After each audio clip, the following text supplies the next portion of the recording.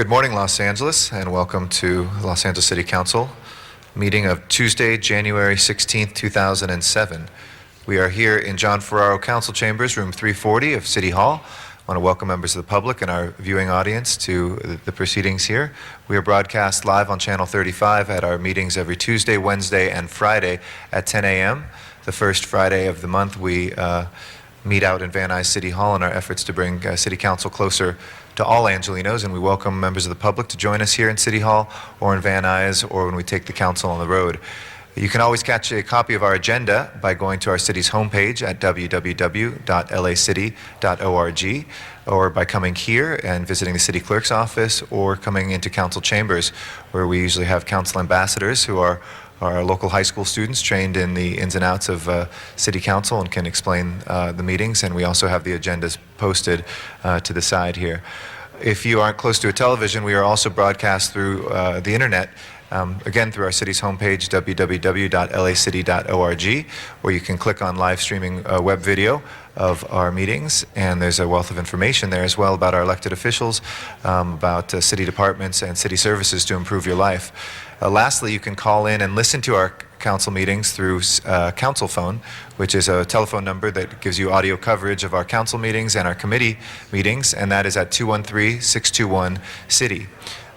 We have 15 members of the City Council. We have one vacancy in Council District 7, so there are 14 members, and we need 10 members to constitute a quorum. We currently have Council members Labange, Parks, Perry, Rosendahl, Zine, and myself, Councilmember Garcetti here. That is 6 members. We are waiting 4 more. Councilmember Tony Cardenas is excused to arrive today at 11:15 on city business. We are thus waiting for Councilmember Gruhl. We're waiting for Councilmember Hahn, Councilmember Huizar, Councilmember Reyes, Councilmember Smith, Councilmember Weiss, and Councilmember Wesson to join us. As soon as we have 4 more members, we will begin the meeting. We also invite folks to provide public testimony on items which have been agendized for public testimony on the City Council agenda. We also have a period for general public comment on items that are under our jurisdiction but are not on a specific agenda item, which we can take as well, and we do each meeting. If you live closer to Van Nuys, you can always give your public comments through our council chambers in Van Nuys, even when we meet here in City Council chambers, so we invite folks to join us there. I want to thank Councilmember Smith and Gruhl for joining us. That takes us up to 8 members, so we're waiting 2 more members. Again, Councilmember Cardenas is excused until 11:15, so we're waiting for Councilmember Hahn, Councilmember Huizar, Councilmember Reyes, Councilmember Weiss, and Councilmember Wesson. Thank everybody for your patience, and as soon as 2 more members are here, we will begin.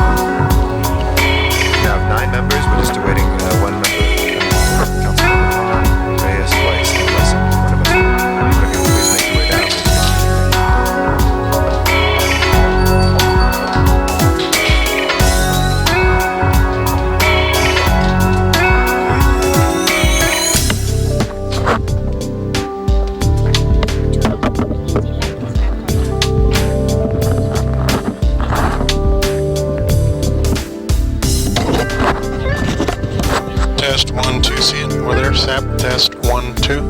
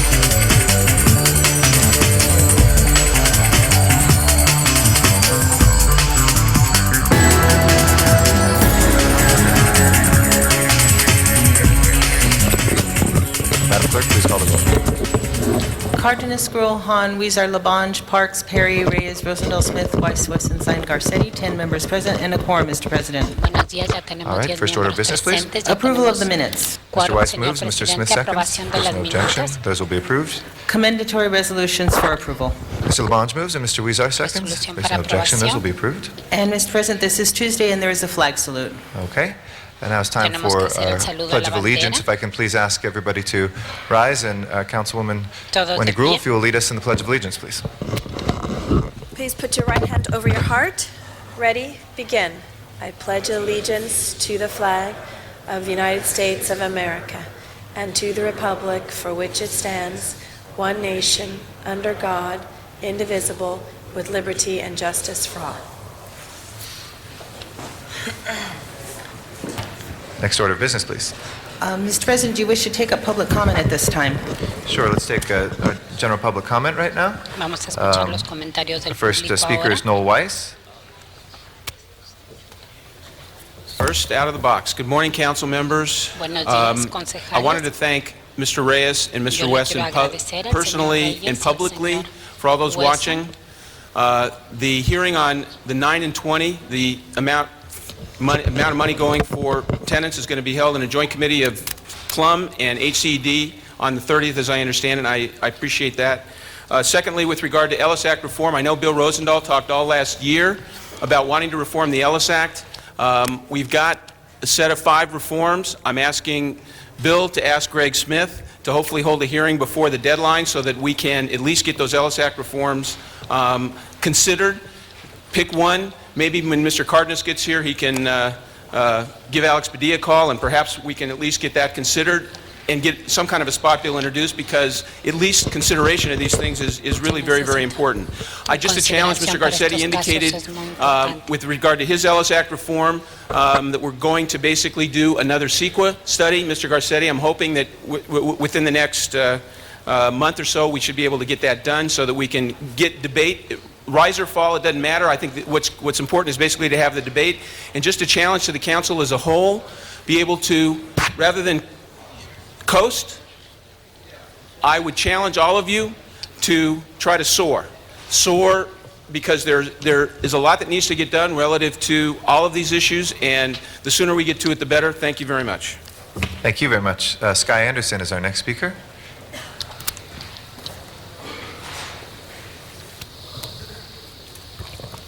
Hi, I'm Sky Anderson. My real name is David Thompson. I have a TV show that plays in the Hollywood and other parts of Los Angeles, 11 o'clock Thursday night.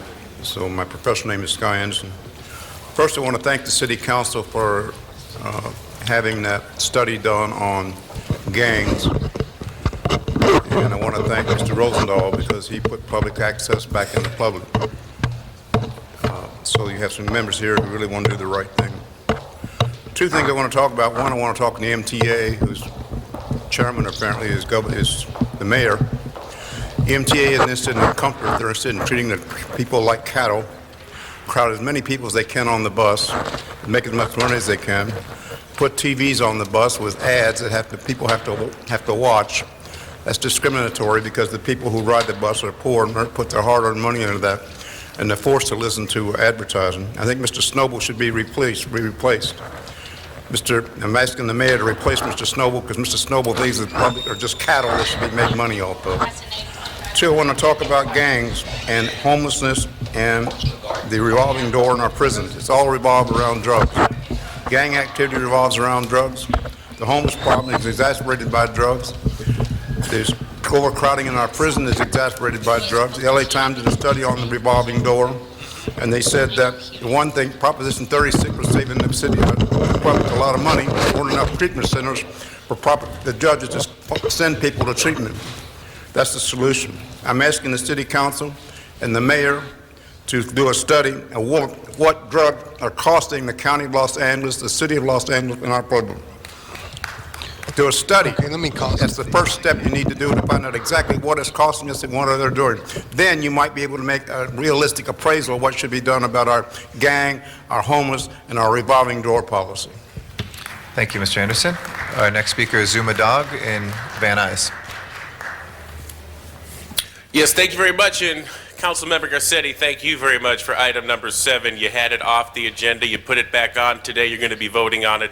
Thank you so much. I really appreciate it. Noel Weiss has done so much great work regarding Ellis Act reform, and his 9 and 20, and it's just amazing that we're seeing it come through chambers now. So Zuma Dog's here to say, you say the city council doesn't listen and you can't show up and talk about things. Well, I think it's a real tribute to city council that people did show up, and now you are responding, and so it's good for public comment, and it says something good about city council. Now I'd like to move on to the number one issue that is facing the city right now. Mayor Antonio Villagrosa came out and said that gang violence, I call it gang activity, is now the number one issue that will be attacked by the city, and it's sorely needed. We've seen things blow up over in the Harbor Gateway situation, and the mayor and LAPD already knows what to do to attack the situation. The problem is there's some obstacles that they're faced. First of all, not enough police on the street, and that's nothing against LAPD. There's just a shortage of recruits. It's tough to get new recruits. You got the war of Iraq that's draining potential candidates. You got people that just aren't even graduating with no high school diplomas. They can't be PD. Then you got people, the gangsters on the streets themselves. So the kids drop out of school. The parents are working 2 jobs. The kids are left alone on their own devices on the street. And then the gangsters are there to provide them, hey, we're your family. We got your back. We're going to provide for you. And it's a trap. It's a trap. Nobody is born bad. No baby is born a gangster. Society has failed us, and this is going to be up to society to fix. I'm glad that the mayor said, I do support a gang czar. I saw him on TV. He said he supports it, and I'd like to talk to all the gangsters right now. You got to clean it up a little bit. You're being too much like Scarface. Scarface is a template of what not to happen, how you're going to go down. Gang has a short life expectancy, and watch Scarface. It's not a role model. It's a lesson, and just back it up a little bit. Tone it down a little bit. Keep it off the streets. Let your mamas and your sisters and the kids have the streets to be able to have their lives. Thank you very much, Mr. Dog. Our next speaker is Sylvia Lynn Hawkins. Gracias, señor Dog. Silvia Hawkins. Good morning, my name is Miss Sylvia. Buenos Hawkins. días, yo me llamo Silvia. Area served was not connected to serve all of Los Angeles only. Charges was going to Los Angeles and not to the counties. Era para Los I Ángeles would y not para agree los with this condados. type of expansion of time, of agreements, contracts between the two, CRA and AT&T Broadband. Since CBC phone company left so many large amounts of bills and equipment behind after buying Pacific Bell out in all 50 states. This expansion of increase to other companies is out of order, since AT&T Broadband and SBC is out of socket. With charges on the public people, we will not pay extra money for Nosotros no their vamos a pagar own dinero extra bills that they have, las cuentas de again, ellos. left back of their own responsibility. Ellos Thank you tienen very sus much. My name propias is Ms. Hawkins. responsabilidades. Gracias Thank you en very nombre much. de mis Our next speaker is Melrose Larry Green. We saw you yesterday at the Martin Luther King parade. That's right. I was at the Martin Luther King parade yesterday, and Estaba ayer I en want el to desfile de spend my 2 minutes talking about what a great day it was yesterday at the parade. I took the bus, by the way, the 210 bus. I'm probably the only, well, I won't say the only white Jewish guy to take the bus, but certainly the only white Jewish Republican to take the bus to the King parade. And what a great day it was. I met a great band called Renaissance, a doo-wop band. Heard them sing. I know you love doo-wop, Tom LaBonge. All my friends, they call me Speedo, but my real name is Mr. Earl. This was great. Got to hang out with Councilman Parks in the afternoon, and that was a real thrill. And I want to say to Herb Wesson and to Bernard Parks, your districts are incredibly beautiful. And all of you that live in the 4th District like I do, go over there. Go over to the Crenshaw area. It was great yesterday. I got home fine last night. I even jogged home went by the mayor's house over on Irving, and I jogged back to Hudson on Hancock Park, and I had a great time. Yet the media gave it virtually no coverage. Oh, a little bit in the LA Times, 120,000 people, but very little on TV last night. You know why? Because there was no crime. There was no incidences. The whole day went off without a hitch, right, Bernard? And that's no story. Now, I know the man from the LA Times is right there, but that ought to be on the news, the lead story, that Crenshaw is a beautiful area, and I want to see the Oscars and the Golden Globes in Crenshaw. It's not good enough to have the Shrine Auditorium. I'm Melrose Larry Green. I yield the rest of my time. Thank God for that Van Nuys office. Keep that guy over there in Van Nuys, all right? Whatever his name is. Thank you very much, Mr. Green. Chuck Tenon is our next speaker, and after that will be Candido Maras. Chuck Tenon? Good morning, council members. Chuck Tenon. I wanted to talk about transportation needs go with housing policy, because without it, you have insufficient infrastructure in solving the solution. Transportation, mainly transit, traffic congestion, and housing, specifically loss of affordable housing, go hand in hand. I'd like to use our street as an example for a citywide problem. Our street, West Magnolia Boulevard, is substandard secondary highway that does not meet street standards.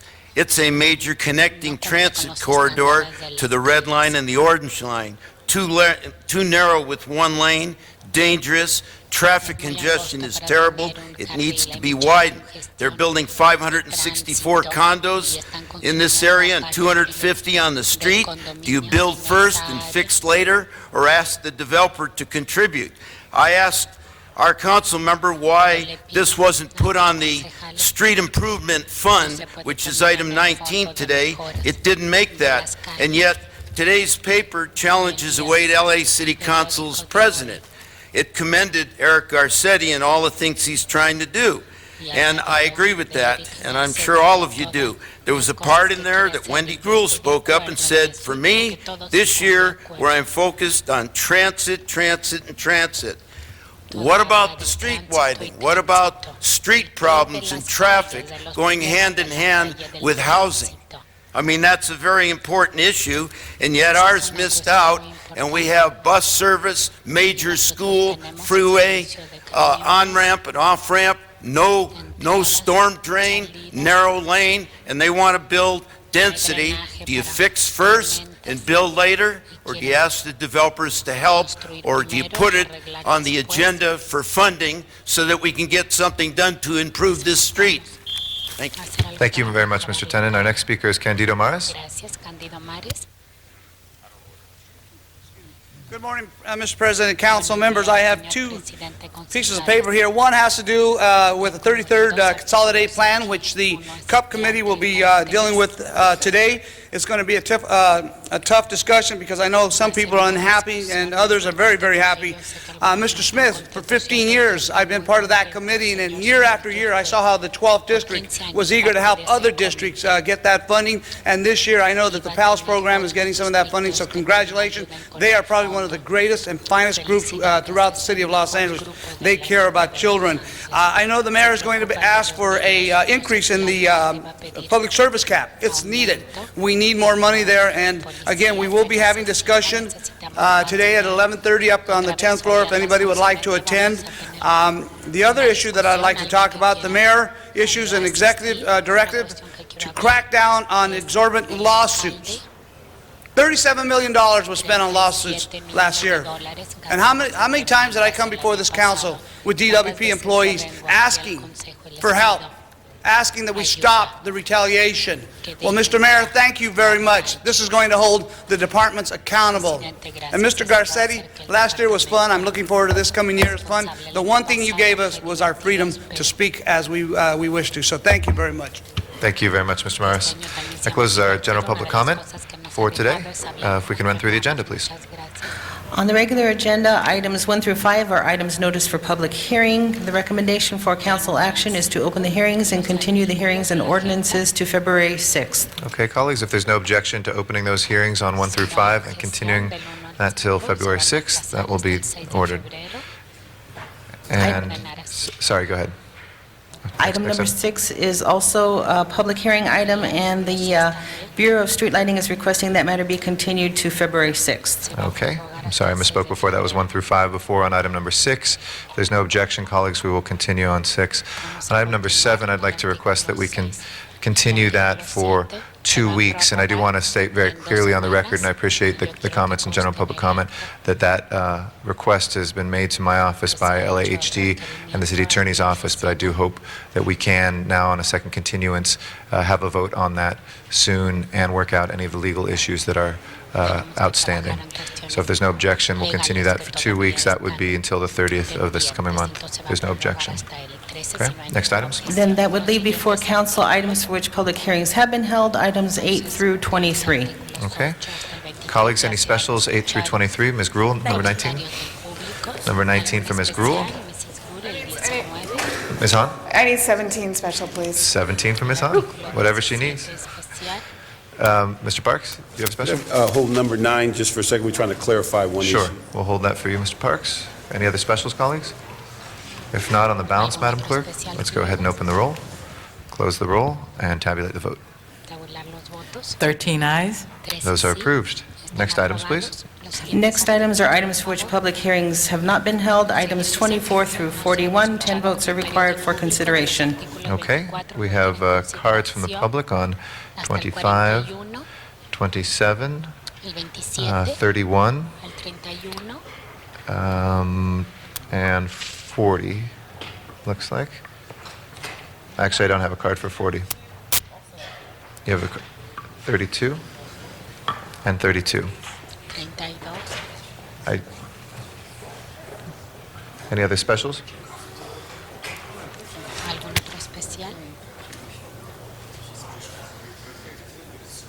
Any other specials, colleagues? Mr. Reyes? I'd like to continue items 29 and 30 for 60 days. Okay. Is there any objection, colleagues, to continuing 29 and 30 for 60 days would take us to March 20th? So ordered. Mr. Rosendahl?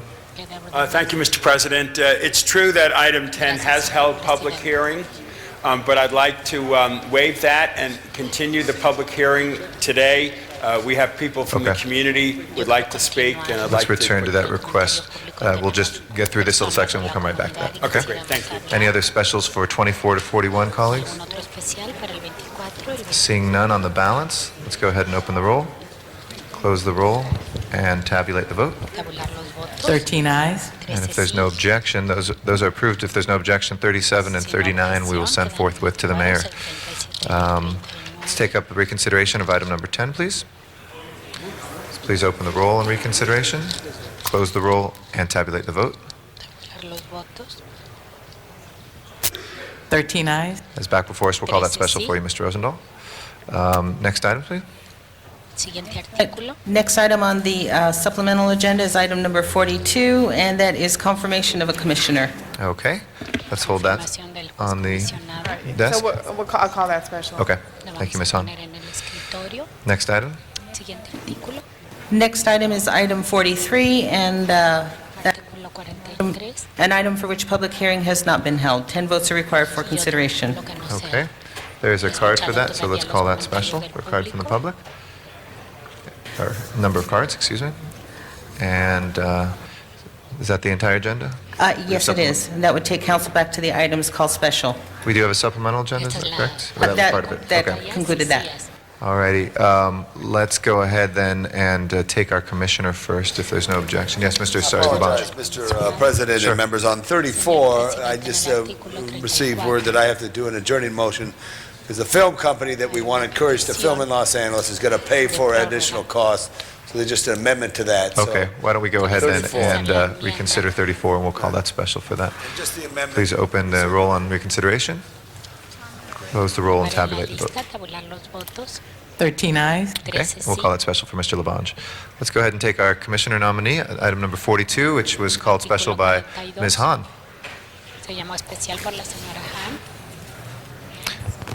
Thank you, Mr. President. I asked Archie to come up to the table and just give us, you can go ahead and sit down. I know you have a sales background, and I certainly am supporting your appointment. As I told you, I know the mayor has chosen you for a specific reason and a perspective and what you bring to the table. I thought it would be interesting for you to give us just your sort of first impressions, or it sounds like not even first impressions. As you said, you've been going to the convention center for a while. Give us your thoughts on our convention center, what you think we're doing right, what you think we're doing wrong. How do we move forward to really make that convention center really, the best convention center around, particularly in sales, particularly in bookings, so that it can really become the viable part of our city like we know it can. So tell us what your vision is. Again, we know you're there for a reason. Tell us what you think about our convention center and what you would do differently. Thank you, Councilmember Hahn, and good morning, council members. I've had meetings with the management of the convention center. Just a quick background, I've over 30 years of marketing and sales experience, was a division president at ABC for 8 of the 15 years I was with the company. And I've had extensive involvement in sales conventions worldwide, and we've always been very proud of what we have here in Los Angeles. As a result of recent meetings I had with the management of the convention center and the trade convention center staff, I'm convinced we have a fine product. One of the things that I was concerned about and somewhat excited about, but I didn't quite understand the relationship that we had, where our selling organization is not part of the actual convention center management. And since I formerly ran several sales organizations, I didn't know how one could govern one's destiny through an outside organization that they didn't have any oversight over. So that's something that I wanted to learn a little bit more about. As far as our convention center, we have a great product. One of the negatives, you asked me to speak to some of the things I thought we might improve, and I think we're on the way, is that we don't have satisfactory hotel space. It is not the lights go down and all the conventioneers want to go around and see what Los Angeles has to offer. One, the town closes up, and two, we don't have lodging to house these large conventions that go on in Las Vegas, in Chicago, New York, etc. But now we're getting competitive. One other thought I gave to some of the mayor's staff was the fact that I think we have a tremendous position here in Los Angeles to be the gateway to Asia. And one of the thoughts I have and I've been talking about was to have trade conventions here, not we showing our products to countries outside, but countries coming in like Vietnam, China, India, using Los Angeles as a gateway to basically show their wares, and of course using our convention center and our hotels and our facilities. So that may be an old idea, but it's one of my ideas, and we'll see how that flies. Good. Well, I hope you realize that we actually also share your concern about hotel space and nightlife, which is why, of course, you can right now see us. We're building the hotel. We've got LA Live coming on board. So I think we agree with you that things are changing in downtown Los Angeles, and I believe having people living down here, having our also agreement that we need more nightlife in LA is happening. Crime is going down, so I think we've got all the variables of that scenario in place, and we just want to make sure it all comes together and the convention center is used in a way that can really help promote all that. Thank you. Thank you. Members, I wholeheartedly support his appointment. Thank you very much, Chairwoman. And next we have Mr. Reyes. Thank you, Council President. I appreciate the question of my colleague, Councilmember Hahn, but you did touch on it. I wanted to get your perspective on how are we going to improve our, or should I say, strengthen our relationship with our international communities. I mean, this city is such a strong and, the second greatest populations of many countries are living here in this city. Are we doing anything to be proactive in extending or taking advantage of that relationship? Well, I think the mayor's recent trip to China was a very, very positive step in that direction. I didn't get a chance to evaluate, nor did I think I was in a position to evaluate the net result of it. But I think in terms of our reaching out from Los Angeles to the outside, to the international community, that was, in my mind, a good first step, and I think it needs to be followed up on and expanded on quite rapidly. Have we ever used the leadership of these respective communities who live here to enhance that relationship? Well, I myself, in my prior capacity as a president of the International Division at ABC, I think it would be a stretch to say I used the leadership. I think what happened is the leadership at the time created an environment which would enable a peddler, if you will, like me, to go into the international community and create, let me reword it.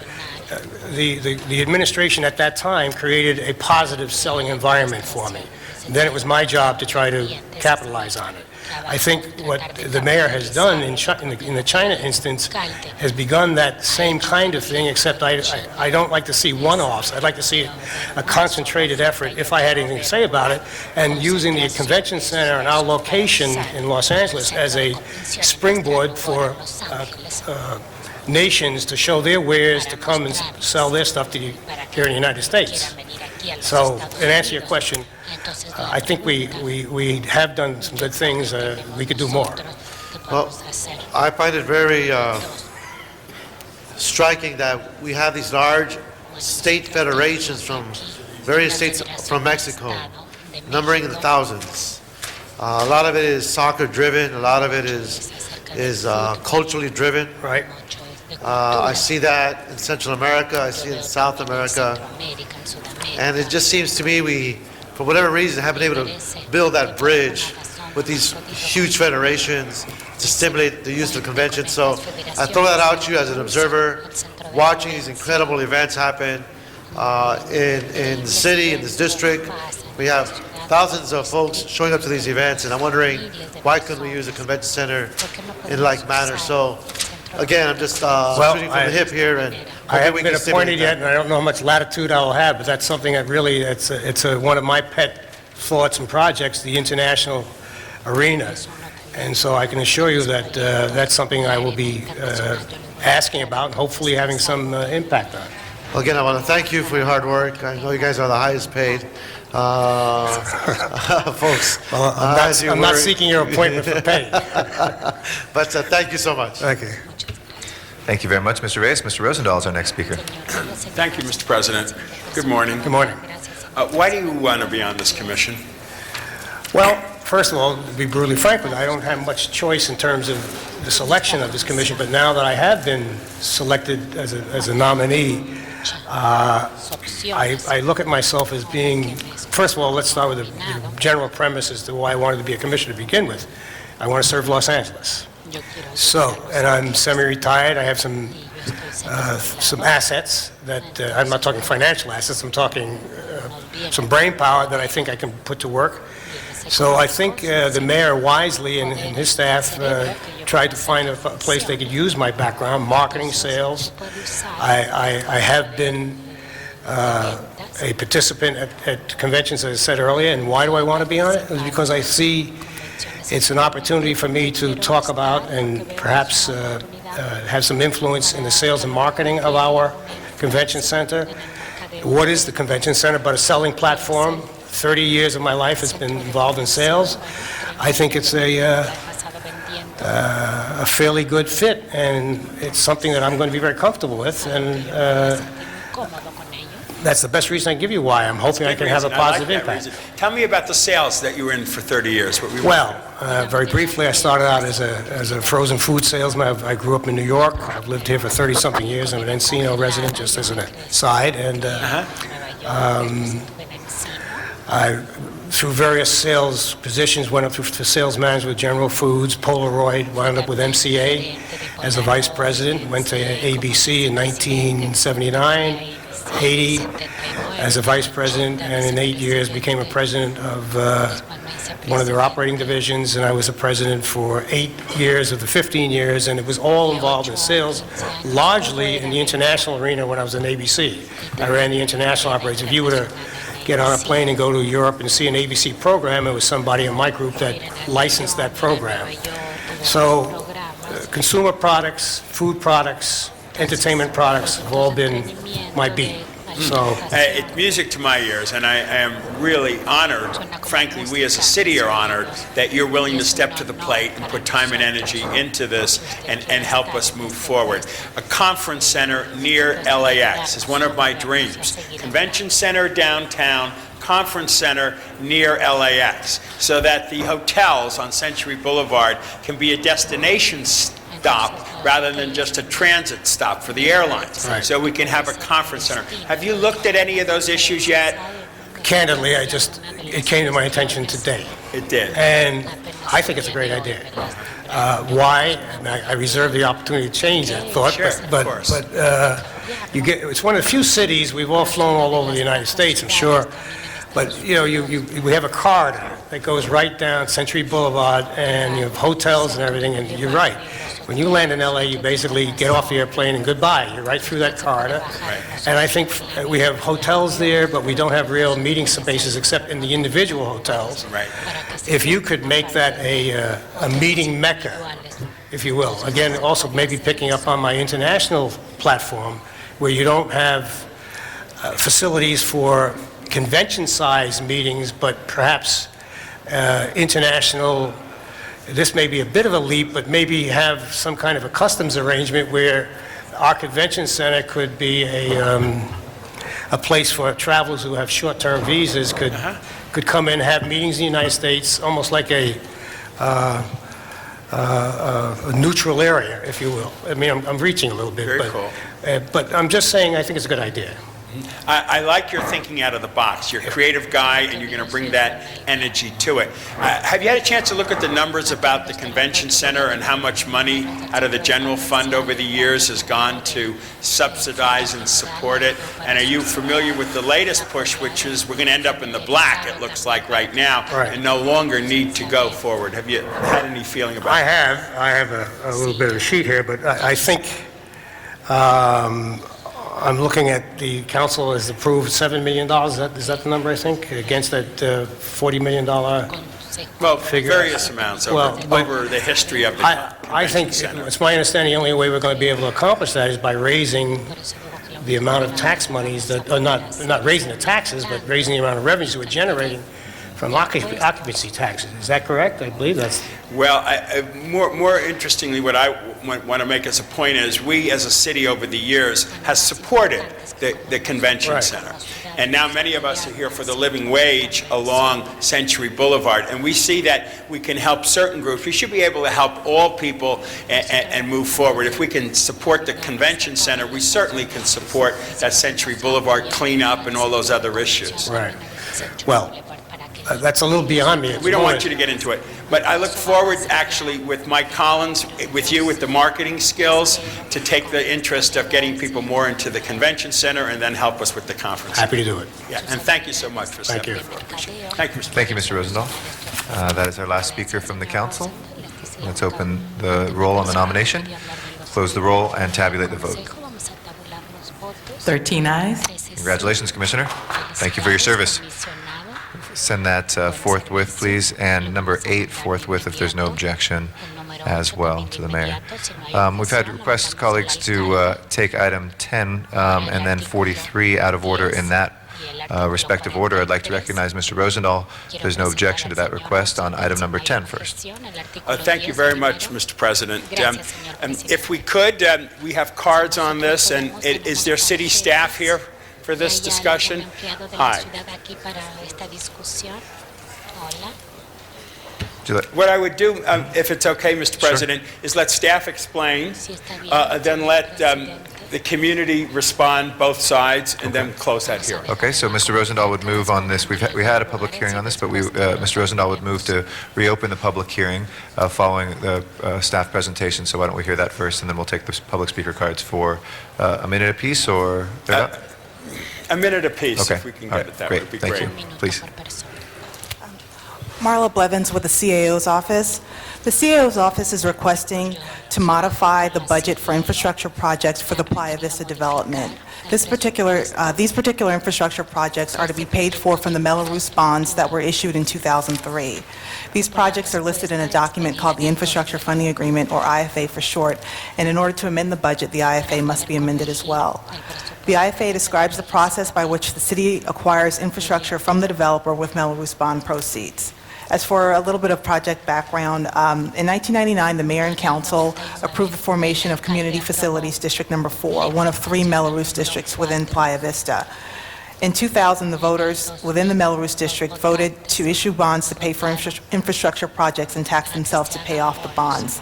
In 2003, the city issued Melrose bonds that resulted in approximately $102 million to pay for public infrastructure projects such as utilities and traffic improvements within Playa Vista.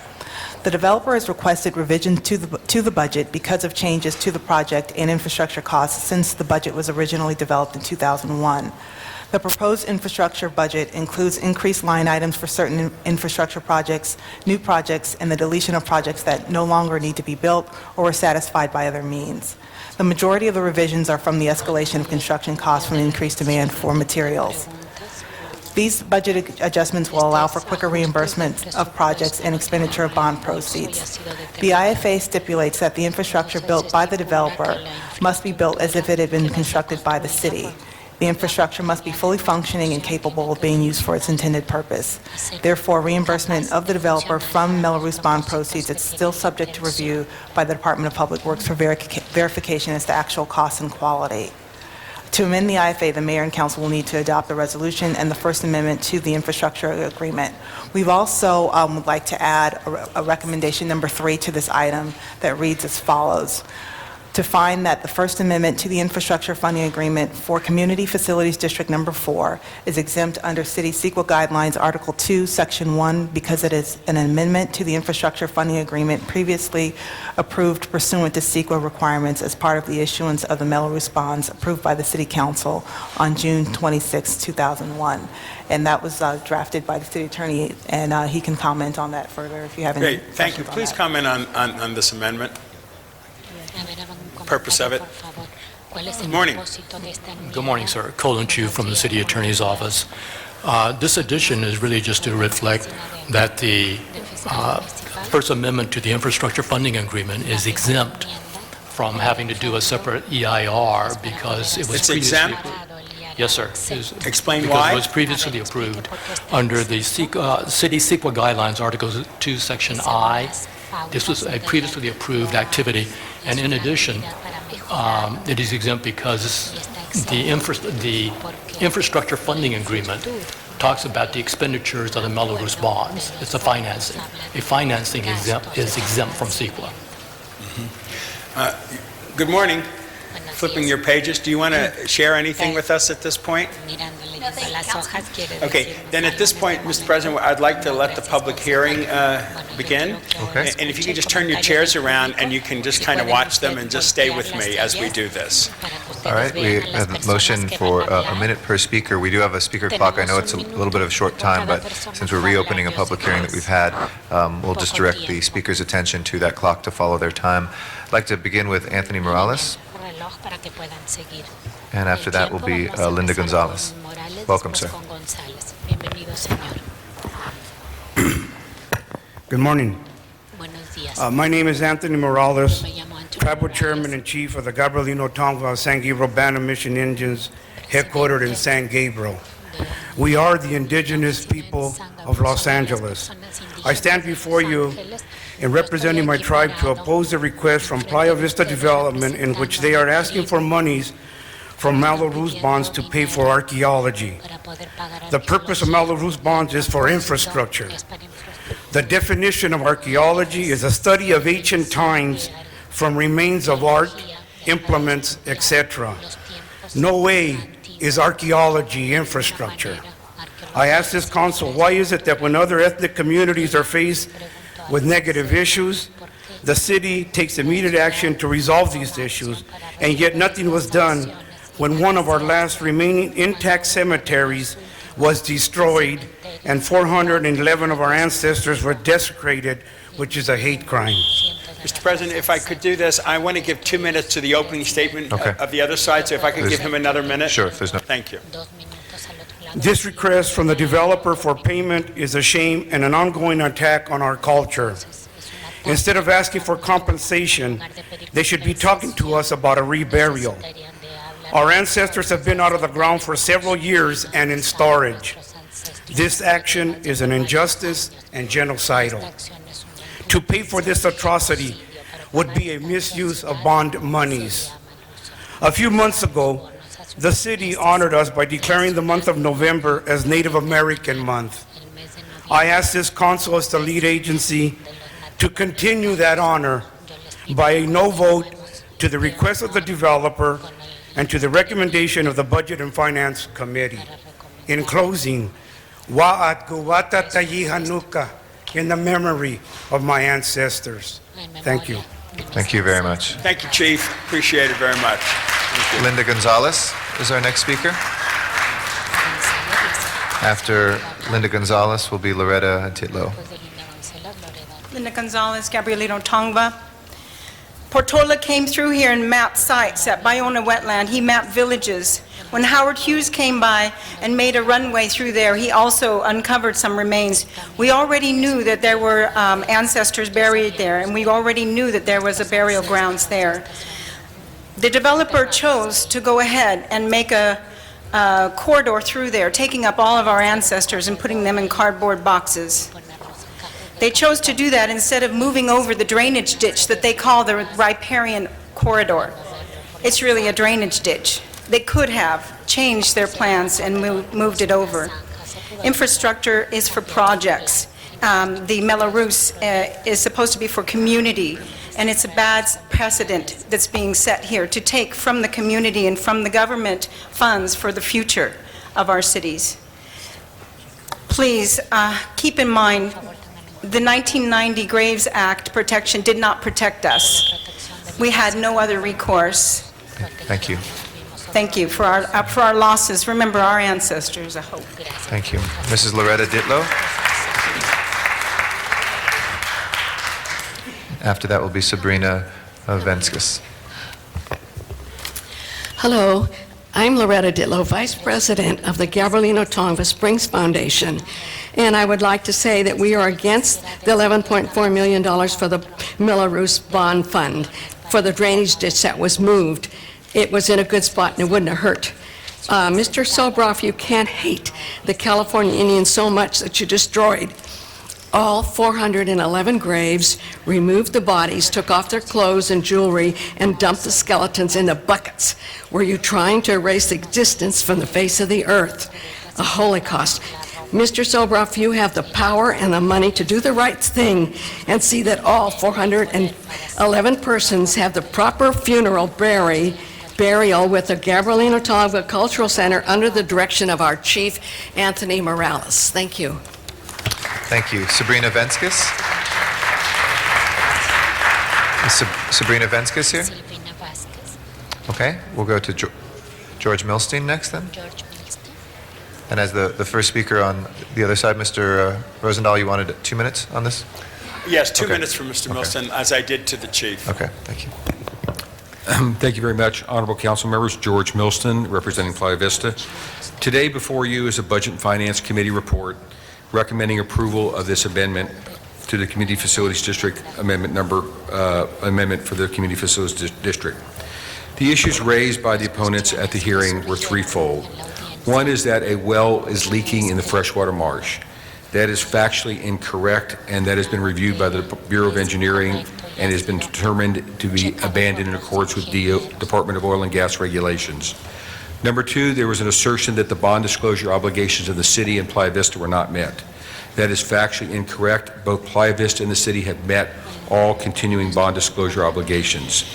Third, that this action was somehow in violation of the California Environmental Quality Act. It is not, and in fact is exempt from the California Environmental Quality Act as indicated by the city attorney.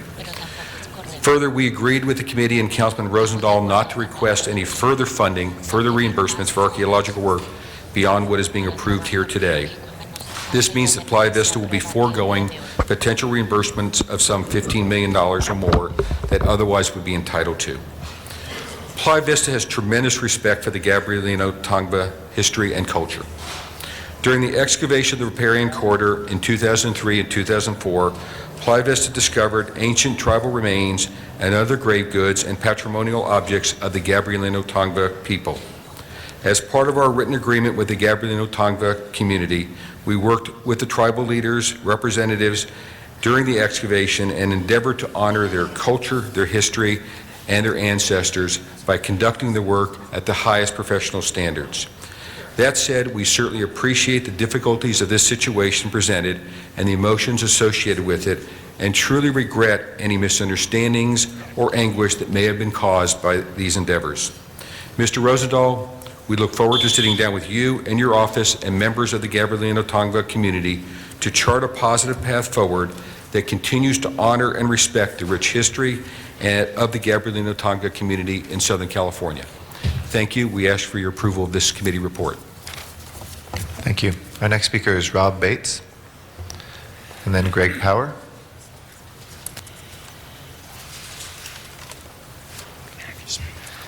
Council members, hi, my name is Rob Bates. I'm a resident of Playa Vista. I'd like to say that we've seen the results of the Mello-Roos financing at Playa Vista. We have great wide sidewalks, new roads, and old-fashioned streetlights. These things benefit not only Playa Vista residents, but anyone who comes to Playa Vista or drives by or even visits the freshwater marsh. The amendment before you today makes sense and is more than appropriate. I urge you to approve this amendment. Thank you. Greg Power. Morning, my name is Gregory Power. I'm also a Playa Vista resident. I've seen the high standards that Playa Vista has used for its Mello-Roos construction. The streets, the sidewalks, the parks at Playa Vista are top-notch, and the benefits go far beyond our community. On a daily basis, you see many non-Playa Vista residents using the parks, and we're glad to have our neighbors from outside Playa Vista come see us. And the transportation improvements that are being provided are also meaningful to many, many people as well. Mello-Roos is good public policy, and accepting the amendment is good policy too. Please accept it. Thank you. Linda Weber is our next speaker, and then Donald Jones.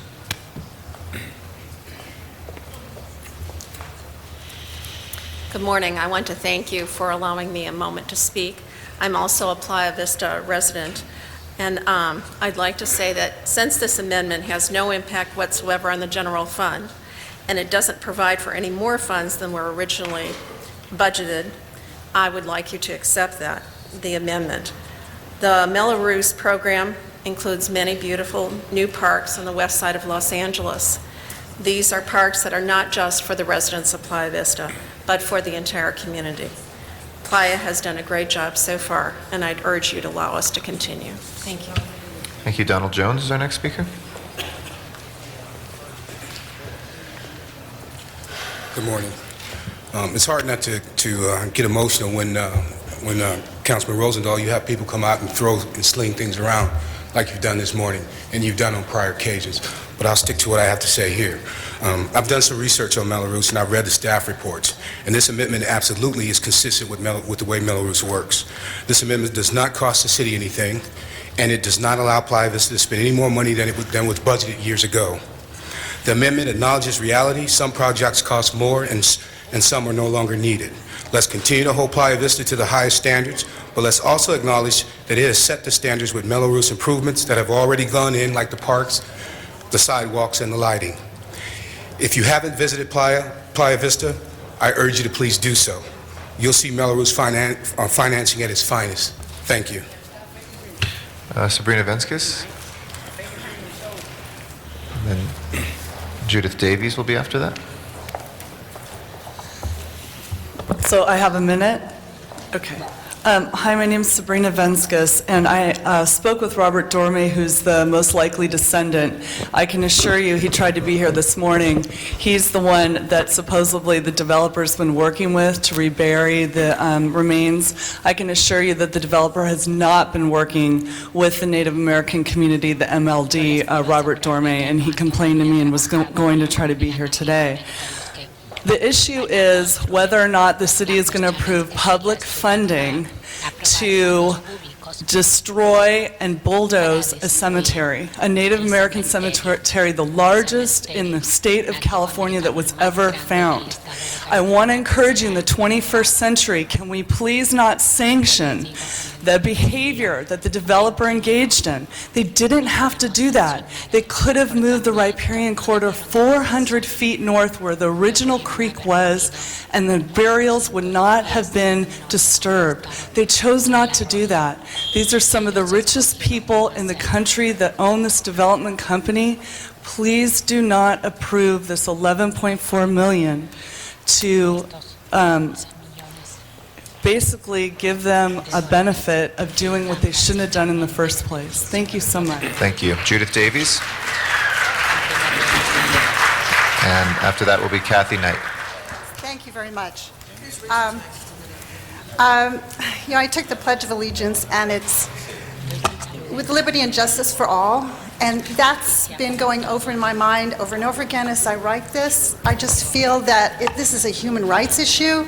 It's, equal rights under the law. The graves should be protected equally for all people. These are your constituents. These are the First Angelenos. I ask you to read the book if you haven't read The First Angelenos. It's in our museums. It tells about the terrible things that were done to these people. And the Native American groups, including the Tongva leader Anthony Morales, has put forth great effort to have the California Senate pass new legislation to protect such grave sites, a law that the City of Los Angeles endorsed as well. Now, by giving Playa Vista virtually a carte blanche payment of $11.4 million, with the misuse of Melrose bonds for their actions, the city would seriously fail to uphold its support of the Native American efforts and the will of the public. Thank you. Thank you very much. Kathy Knight is our next speaker. And Ms. Knight will be our final speaker. Good morning. My name is Kathy Knight. I'm representing the Ballena Ecosystem Education Project, Grassroots Coalition, and myself today. On behalf of Grassroots, there is no environmental clearance for this project at this point. An appellate court overturned the EIR, and the bonds say there has to be environmental clearances. There is still not an environmental clearance on the gas issue. Also, the bonds were not supposed to be used for gas mitigation. My understanding is one of these is going to be used for gas mitigation, and the City Council said no to that previously. And finally, I am asking that you please not subsidize and give public approval with publicly subsidized bonds to destroy the burial site. The Native Americans lived here they have been living here for 10,000 years. They are the original inhabitants of the city, and they left a paradise for all of us to inherit and enjoy. They took care of the land. They had a wonderful culture. Please don't repay them by subsidizing destruction of their burial site. Thank you. It's our final speaker, and I'll return to Mr. Rosendahl. Comments, Mr. Rosendahl. Thank you, Mr. President. I want to thank everybody who came before us to speak with heartfelt feelings. I certainly respect the ancestors and everything to do with the ancestors that founded this great nation prior to us white folks coming over and everybody else. And I still think we need to deal with this issue going forward in terms of the burial grounds. Staff, would you respond to what you heard? I saw you taking notes when people were speaking. Okay. I guess I'll address primarily the archaeology issue. As someone mentioned that archaeology is not an appropriate use of Melrose bond proceeds. And our contention is that the handling of the archaeology was required in order to build the Riparian Corridor, which is a large storm drain which will provide water quality benefits to the area. And in order to build that storm drain, the archaeology needed to be dealt with. And so we're considering the archaeology a cost of building the Riparian Corridor. Originally, I believe only $3 million was budgeted for building the Riparian Corridor. However, those costs have spiraled up to over $15 million. And so what we're before you today is to allow for the developer to be reimbursed more of the costs associated with building the Riparian Corridor, the increase due primarily to handling the archaeology, which was a very labor-intensive and costly process. And one of the speakers mentioned that the Riparian Corridor could have been moved. We believe that that wasn't feasible. It was a 10-year effort to get the permits from the U.S. Army Corps of Engineers. The case went all the way to the Supreme Court, and it was unlikely that the permits would have been reissued if the corridor had been moved to another location. Appreciate your comment. City Attorney, any comment about the legality issues that you were here raised by some of the public? Any thoughts about that? No, sir, I don't have anything to add. You have nothing to add? Mr. President, we just saw a very substantive and significant comment made by Mr. Millstone representing Playa Vista that suggests a strategy going forward. And if it's appropriate, I would like to ask him and the Indian chief to come back up to that mic there for 1 second, if they both could come up. Sure, on your time. Mr. President, one of my concerns about this, I am told this is not an environmental issue, it is a legal issue. I am told this is not a historic ancestor issue, it is a legal issue. We've had our legal discussion. In my meetings with both the Playa Vista, not only its leadership here, but the homeowners groups here, and also with members of the Indian tribe and members of the community supporting the Indians, that if I were able to use my good offices to bring Playa Vista and Native Americans together going forward in rebarreling, or how it is done appropriately, the remains, plus the sacredness of how we go about doing this, I would like to convene my good offices to bring all sides together so that going forward, from this day forward, that a legitimate cross-section of Indians that are working together with me will also work together with Playa Vista, and together we'll go together down the years ahead of setting it up. And I look forward to the day that I can come to the new cemetery with great reverence for the ancestors of the Indians. Does this make sense at all, Chief, to you? We've been trying to resolve this problem for at least 3-4 years now, and as one of the speakers said, that Mr. Dorame, who's the most likely descendant designated by the state of California Native American Heritage Commission, all his pleas, all his requests have gone unheard. And all we're asking is we need to put closure, we need the dignity and the respect, and to rebury our ancestors and put closure to this atrocity. Thank you, Chief. And Mr. Millstone, would you respond to that? We look forward to working with your office and the Gabrielino Tongva community on a going forward basis, and through your good offices, work on the issues that are of concern to the community with respect to the reburial of the remains, both human remains and ceremonial objects as part of that process. As you know, this will be a multi-year process, and we look forward to your efforts in that process. Good. Well, thank you. And Mr. President, what I would like to do is make it very clear to my colleagues that I voted no in committee on this issue, on one issue of great concern to me, which was the sacredness of the Indian burial grounds. And as a protest to what went down, I voted the way I did. I will vote unanimously with my colleagues to support this now that we have in place a procedure going forward. So I thank you very much for this opportunity, and I urge an aye vote on the agenda item. Thank you. Thank you, Mr. Rosendahl. Our next speaker is Mr. Labange. Quick question, is there any other sites in the city of Los Angeles that we should be aware of that are burial grounds of anyone that we should? I just have a friendly amendment to direct the Bureau of Engineering to research that with the proper agencies to make sure that we don't have this challenge again. Is that okay with you, Mr. Rosendahl? It's wonderful, Mr. Labange. I appreciate that amendment. I'll So second. for the Bureau of Engineering to look at it, Clark Robbins is waving on behalf of Gary Lee Moore. Thank you. Friendly amendment. Thank you very much. That's our last council member wishing to be heard, so we'll take that up. And Mr. President, Yes. just for clarification, does this include the CEQA finding amendment? Mr. Rosendahl, Okay. that would as well. Okay. Please open the roll, close the roll, and tabulate the vote. 13. That is approved as amended. Thank you. Okay.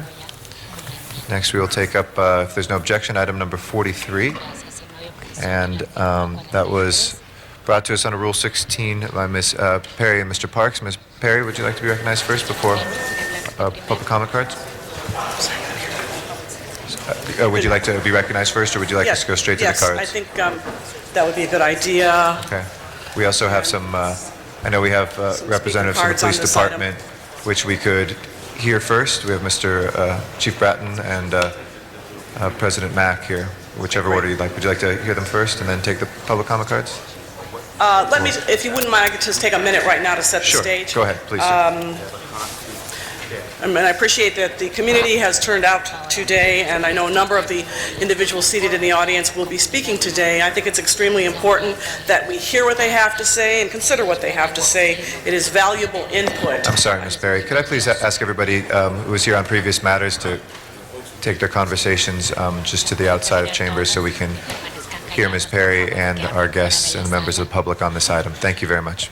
I know that a number of people took offense to Mr. Parks and I introducing this motion last week, but they need to understand that we were elected to represent many of the individuals who are here, and it is our effort and our desire to be responsive to the individuals that we represent. So often, working in City Hall year after year, we become more focused on what we do internally and may believe that what we do in here is far more important than what people perceive on the outside, and I can tell you that they are equal partners in this process and that their input is extremely important to us. You will hear today from Pastor Logan from Bethel AME and many of the individuals he brought with him today about the work they have been doing in the community, the credibility they have in the community, the effort they have put into the community in quelling people's anxiety, people's anger, people's fears, and people's frustration. So when we introduce this motion, it is with that in mind, to be responsive, to have an opportunity to speak publicly on the record with great transparency and allow them to give us and share with us their input and the practical effects of what we do here and how it affects the community. I know that we will discuss the Copley decision and whether or not it specifically addressed the issue of Board of Rights hearing and whether or not those issues are private and should be kept privileged or private. I will ask, after we hear discussion today, whether we as a city should reconsider our own interpretation, the application of that case in the way that we conduct our business here in the city with respect to Board of Rights hearings. So today, and I just want to stop now and allow the conversation to begin, this is not about taking control of an issue or taking away the control of an issue from someone. This is our effort to respond to the community, and that is why we ask for this to happen today. Thank you very much. So would your preference to be hear from public first and then go to Just check staff with or Vice Mr. President? Parks before I Okay. go on. And Mr. Parks, did you want to say anything before? Thank you, Mr. President. Yes, I'd like just to say a couple of words. Number one, I'd like to thank Pastor Logan and Minister Tony Muhammad for the work they've been doing over the last 2 years. Having stood with them in the middle of Western Avenue the week of the shooting and to see 500 people show up out of the sidewalk and really appear that they were going to take that area down because of 20 years of frustration and discussion, and to see that they as individuals have pulled that effort to the point of having weekly meetings in Bethel Church, changing that energy to where it's very positive, to where people are looking to become parts of committees, being part of addressing these issues in a positive light. The concern today is many people perceive once the police commission had made their judgment out of policy that then the natural flow deals with discipline. Many people are not as familiar with that system as we are, but I think the underlying point for many of them was the two changes in policy that have occurred over the last year that deal with the lack of transparency and the lack of information. That was not done in an open setting, and then when inquiries were made, it was viewed as being addressed as part of a attorney-client privilege. That is the sum and substance of my understanding, and I truly want to publicly thank them for what they've done the last 2 years. But I do believe that in addition to an understanding the process and what the discipline and how it's separate from the policy is important. But again, I think the one part of it that many of them do not understand is the whole issue of how do we transition 50 years or more of public policy into a attorney-client privilege in which no one can clearly understand why the change was made. There's been no public discussion as to why, and then when there's been requests for information, then we get the term that is a attorney-client. I think that's why they're here, that's the discussion, and we certainly did not want to wait for some orderly process, because as we know, democracy isn't orderly, but an orderly process of when we could have a joint public safety and police commission hearing. These are things that are bubbling in the community today, and I have enough respect for these pastors that when they call and say things are bubbling and they may get out of control, that we need to find a way to take that valve off to give them an outlet to discuss their views. We may not agree with them individually or collectively, but on the other hand, they have a right to express. They have a right to go back to their community and express that something is being discussed in their behalf, because I don't know of any group that has stayed with this issue longer and more diligently than this group that's here today. Thank you. Any preference to that order? Okay. Well, if the Chief and President would like to come forward, is there anything you'd like to say first, or would you rather hear from the public? Do you while you're here? You want to do public? Okay, that's what I was looking for. All right, just some direction one way or the other. So we'll have the public comment first, starting first with Pastor Logan, and then Minister Tony Muhammad. Después Tony Muhammad.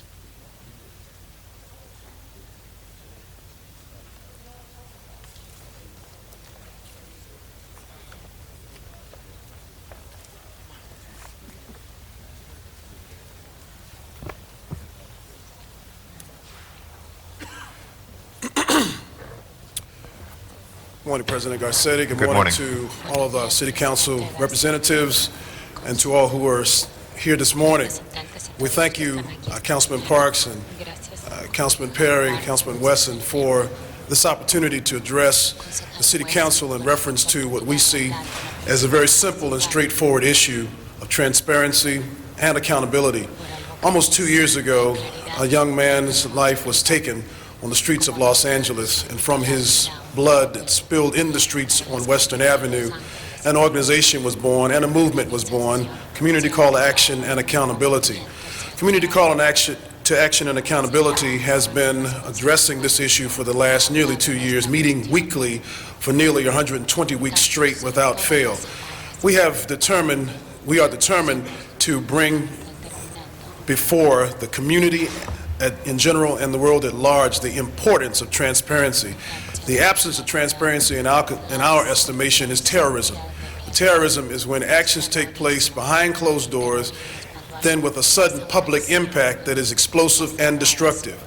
We think that it is explosive and destructive for proceedings to have taken place behind closed doors, and to have the names of, say, offending officers or whoever is involved in a particular case that has public import behind the scenes, and that we have no idea of what the discussion was, what information was considered, what facts were determined relevant or irrelevant, in spite of the fact that the Police Commission had already ruled that Officer Garcia's use of force without a policy, and then behind closed doors in a setting that was secretive, which Community Call to Action and Accountability had from the beginning said was suspect and duplicitous, then to come out with what we already anticipated would be the ruling that was, which contradicts justice and creates anxiety and a sense of tension and a lack of trust on behalf of the community in reference to LAPD. And so we want to encourage City Council to set aside the decision. We also want to change that policy where all of these proceedings happen in public, in the public eye, with public scrutiny and public input. Thank you. Thank you, Pastor. Minister Tony Muhammad will be our next speaker. I certainly want to thank you, Mr. President, and to this distinguished council. I, too, would like to echo what Pastor Logan have said. For 2 years, we have been working with the community called South Los Angeles, where 99% of its residency would love and like to trust our law enforcement officers. That's right. But because of this miscarriage of justice, and because this city, you spent the most money of any investigation ever held in the history of the city of Los Angeles on this shooting. That's right. And we had put in place through the mayor's office a distinguished body called the Police Commission. And this Police Commission voted 4-1, saying that this officer was out of policy. But yet, the Board of Rights, That's right. which consists of 2 high-ranking police officers That's and a right. citizen, That's right. which shows us that the deck was stacked and justice cannot be had. That's right. So I only want to humbly submit to you that there's a scripture that reads, "Truth have fallen to the streets because of secrecy. Justice stands far off, and equity cannot enter." That's right. Our people are very tense, and our people are very explosive. We're saying to all citizens that there should be transparency. When an officer involved in a shooting, there should be no secrets.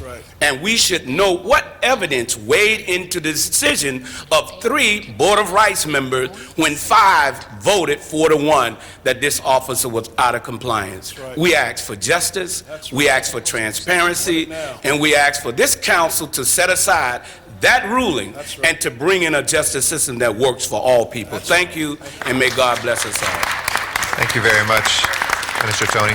We appreciate your comments. Ms. Perry has asked for us to hear from Chief Bratton and from President Mack, and then we'll return to public comment. We still have other cards, so I'd like to invite them forward to the table at this time.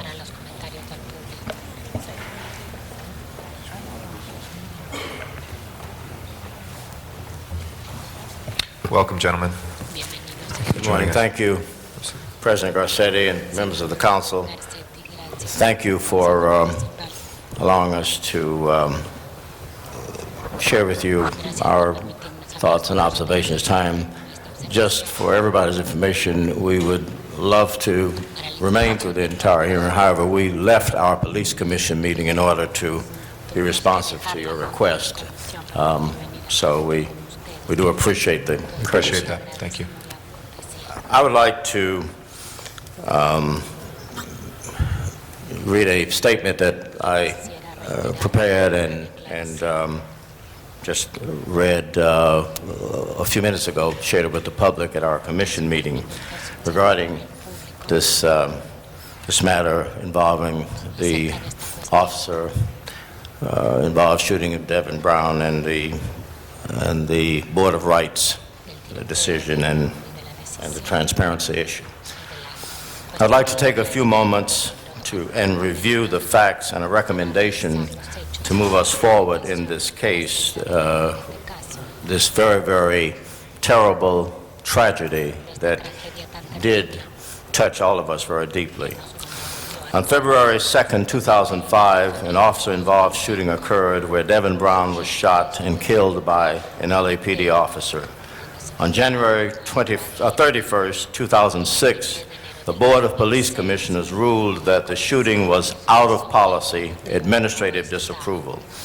This ruling subjected the officer involved to disciplinary action by the Chief of Police.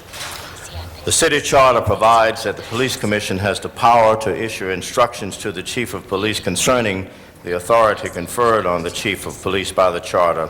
Accordingly, the city charter allows the Police Commission to determine whether or not a categorical use of force incident, such as the police shooting in the Devin Brown tragedy, was in or out of policy. However, the chief and the department make the disciplinary decision. The Chief of Police, and this is, of course, by charter, that distinction is made. By charter, the Police Commission does not have the authority to administer discipline. We only set policy. The Chief of Police directed the officer in the Devin Brown shooting to a Board of Rights, which is the rights and due process procedure for Los Angeles police officers. The Board of Rights determined that the officer was not guilty of the charge of unauthorized use of force and that the shooting was in policy, which was in direct conflict with the Police Commission's decision, and this decision was a great disappointment to this commission. We felt that it clearly undermined our decision. Regarding transparency and openness, the Board of Rights hearings had been held in open session for a number of years in accordance with the city charter. As a result of a recent California Supreme Court decision, departments not only this department, but departments throughout the state who had previously held open hearings, acting on the advice of their legal advisors, in our case, the city attorney, and made the decision that the hearings were confidential and should be closed to the public, but provide each officer with an ability to elect to have his or her board held in open session. This board was closed to the public. My fellow commissioners and I are firmly committed to transparency as much as legally possible and feel that we have a legal noose around our necks. We are frustrated and are strongly committed to addressing this issue. It is clear from the events of the past week that the community distrust of what has been called a secret process must be addressed. In that connection, on yesterday, Mayor Villaraigosa held a press conference in which Chief Bratton and I participated in, along with Senator Gloria Romero, and Senator Romero announced plans to introduce state legislation to correct this action that the California Supreme Court has taken in the most recent decision, Copley Press versus Superior Court of San Diego. And I and the chief and the mayor strongly support this legislation, and I urge all who want to see this decision reversed, especially members of this city council and members of the community, to support that legislative initiative.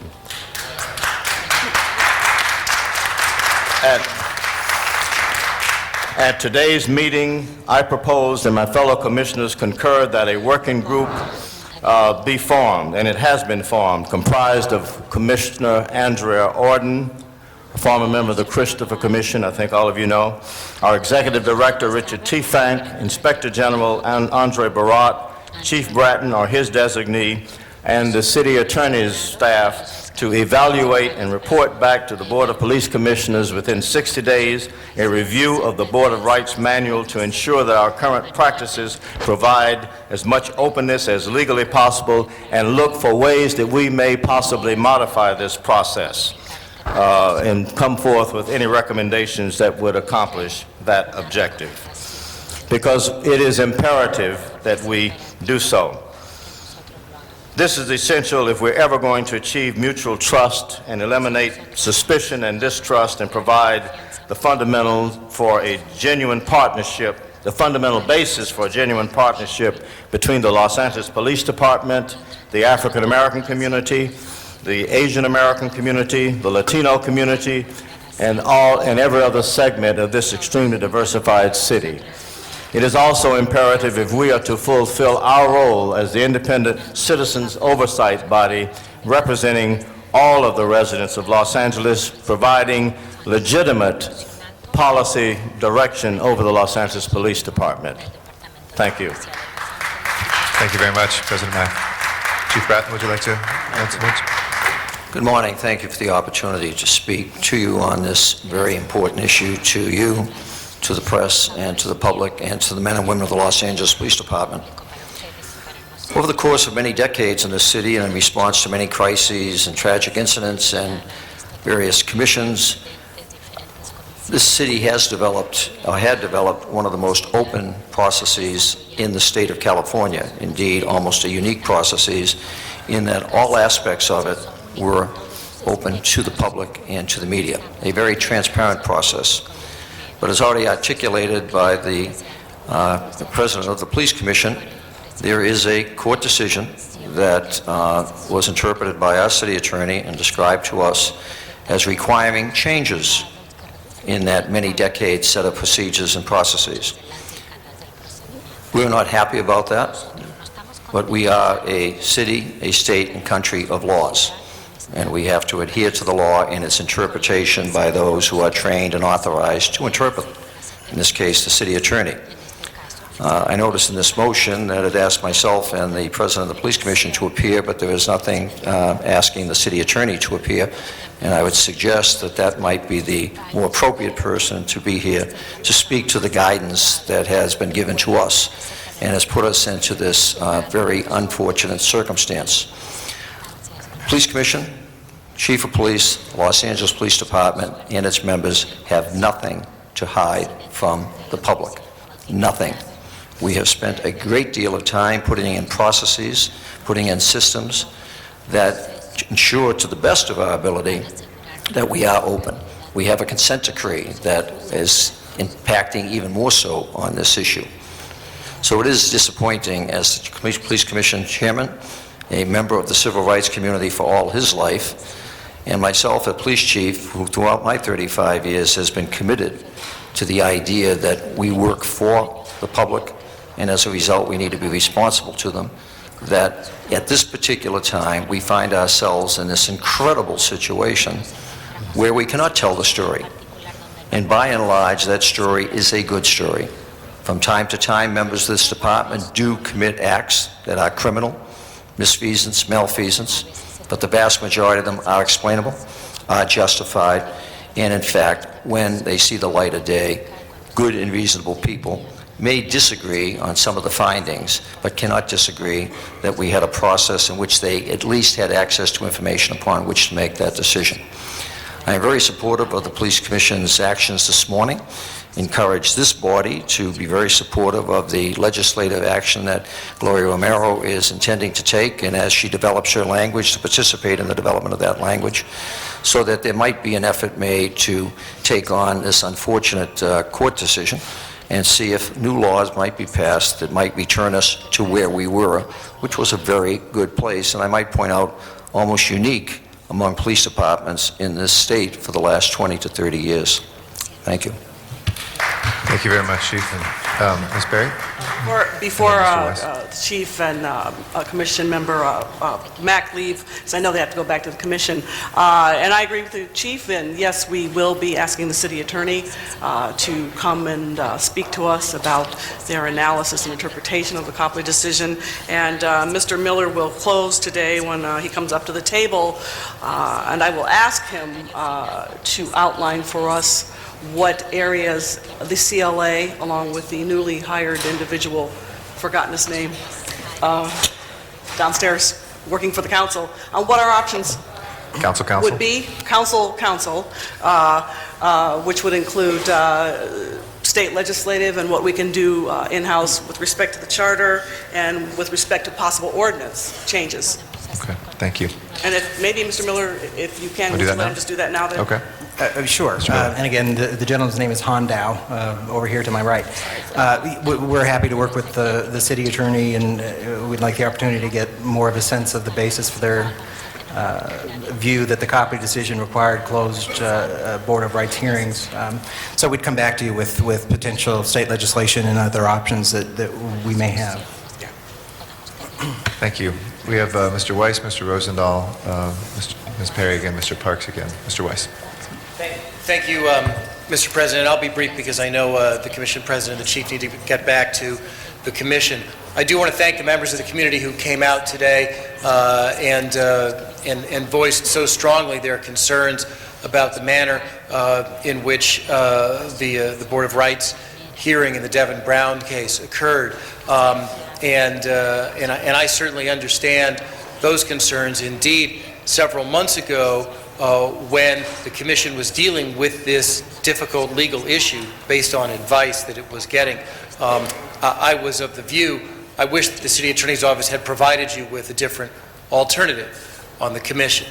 Unfortunately, that did not occur. But I want to thank the Commission President and the Chief of Police for being so forthright and clear in voicing their views as to how we ought to handle these boards in the future.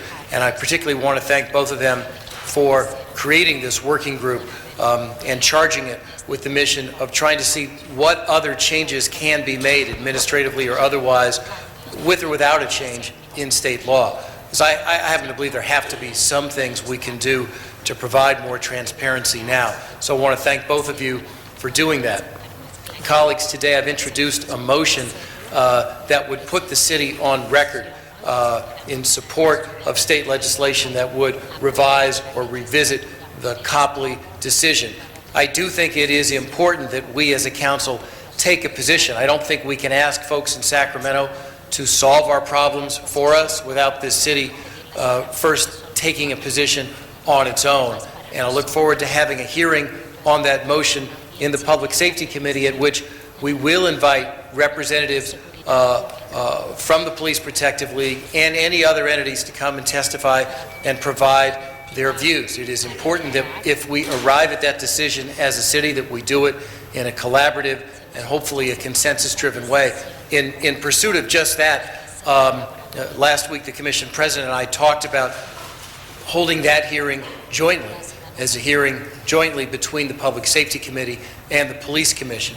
I believe by doing it in that way, we can try to get all the parties together on the same page and hopefully come up with a unified plan that will prevent this sort of thing from happening in the future, that will hopefully prevent all of you from feeling the need to come here again and again and protest. So I want to thank you, President Mack, for that spirit of cooperation.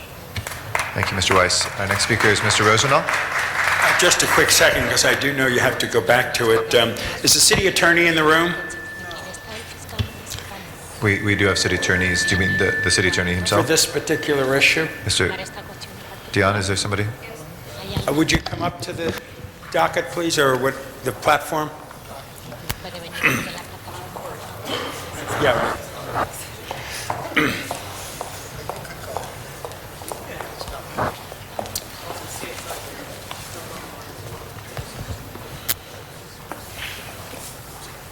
Good morning. I'm Deputy City Attorney Julie Raffish, the LA City Attorney's Office. Good morning. Good morning. Good morning. Kel Johansson, Deputy City Attorney. Okay. So this Copley, is that it? Copley decision? That was Yes. how long ago was that? The opinion was released August 31st of 2006. 2006, August 31st. And what did it say? Well, in that case, the Copley Press had made a Public Records Act request for certain records relating to a disciplinary appeal to the San Diego County Civil Service Commission. They asked for access to the actual disciplinary hearing itself.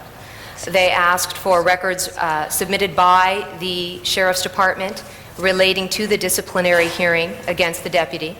And they asked for tape recordings of any of the hearings, if they had occurred. In the case, the Civil Service Commission denied them access to the hearing. They denied them access to the name of the involved officer who was the subject of the disciplinary appeal. And they denied them access, at least initially, to any of the documentation that they requested.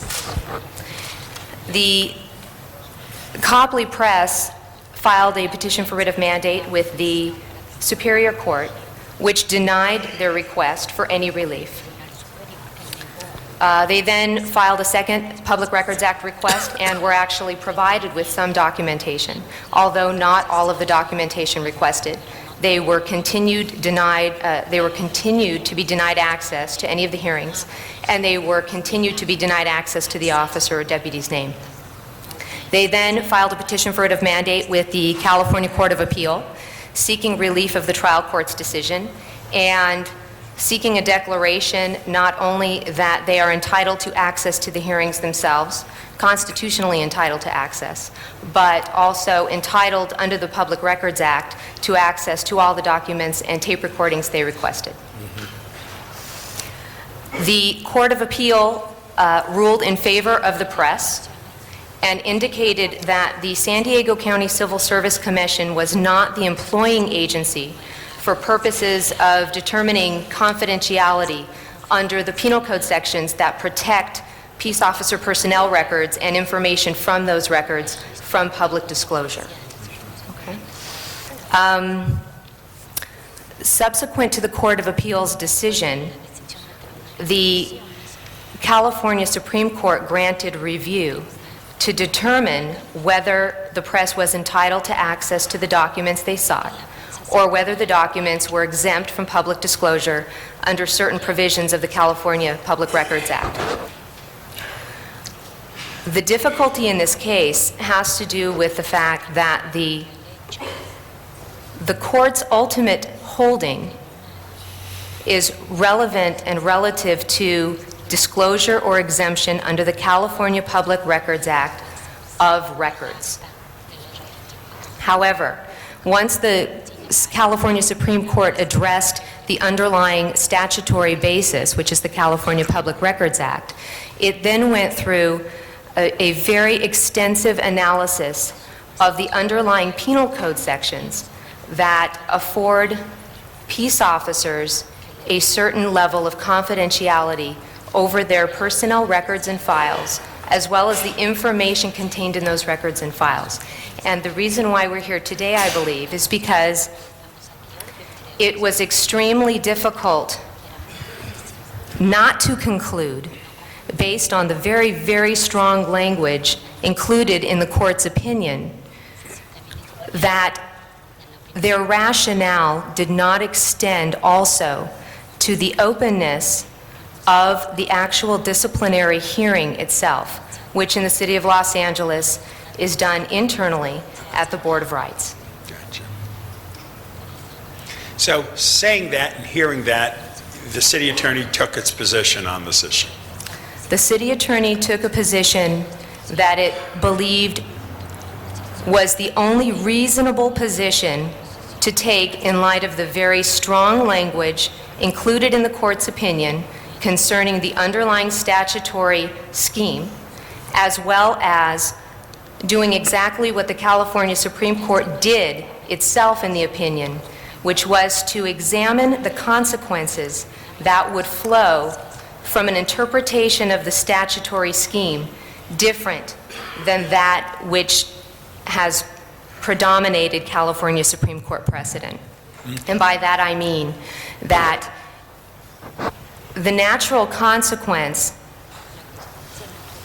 of determining the records and the recordings and the transcripts to be confidential personnel information, but not determining that the hearing in which the sum and substance of those records was being discussed and in some ways adjudicated was not also protected by that same privilege. That would have yielded a very unreasonable and nonsensical result. That does not mean that the city does not have an extremely strong public interest and need to make as much of the disciplinary process as available and open and transparent as possible. But the language of the opinion, coupled with the evaluation of the natural consequences of that opinion, of taking the press's position or taking the public policy position, is very difficult to do in light of the opinion itself. So then for all those years that we've been actually moving forward with openness and transparency and letting that issues came into question, and now the door is closed on that particular procedure. That is the practical effect of the Copley decision. That is the practical effect. As we look at that, we obviously believe, as the chief does, the President Commission does, as the community does, that, you know, when you're an officer and you have those weapons, that whole reality puts a different cast on personnel records and situations, especially if someone is killed in the process. We want to know the whole story. So would you agree with us that if we could get new legislation that would modify this, we would get back into government in the sunshine again? Our office definitely supports transparency, and it definitely supports the notion that at this point a legislative change would be the only thing that would actually allow the city to continue with its processes that it's engaged in for many years. I want to thank you for your articulation and clarity on the subject. Thank you, Mr. President. Thank you very much, Mr. Rosendahl. Ms. Perry and Mr. Parks? Next? Okay. Mr. Parks? Thank you. I'd just like to ask Mr. Mack a question, and this hopefully may have solved some of this coming forward. It was just kind of peculiar to me and several people is that when a decision was made or advice was given that changed 50 years of public policy, why before implementing it, didn't come to the council for discussion to what we're having today, so that people had a real good understanding why, what the limitations were, so that you could at least be able to discuss it with the general public if asked. Because right now, we're sitting with, it's dealing with the client privilege, yet we're reading the document ourselves that say it's that the Board of Rights specifically are not mentioned in this decision, so it just creates rumors that go haywire. And we're in a position, at least myself, not able to even find a way to defend the process because we have less information or as little information as the public. And I would just wonder, was that a consideration when we had the two issues, particularly taking the names off the shooting and then dealing with the boards of rights? Was there any consideration just for implementation, bringing it to the council to discuss at least? Councilmember Parks, you raised a very good point. Probably in hindsight, we should have discussed this matter with the council. I guess at that particular point in time, let me kind of provide a perspective here. Frankly, we were in shock. I mean,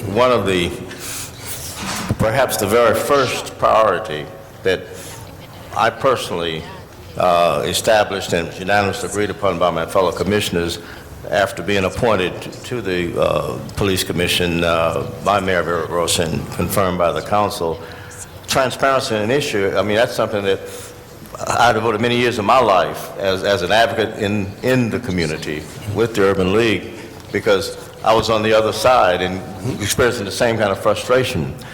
And at least 4 of the 5 of us on the commission were not aware that there was a city attorney opinion lurking in the background that the previous commission, had requested based upon, I guess, some discussions and issues with the Police Protective League and others.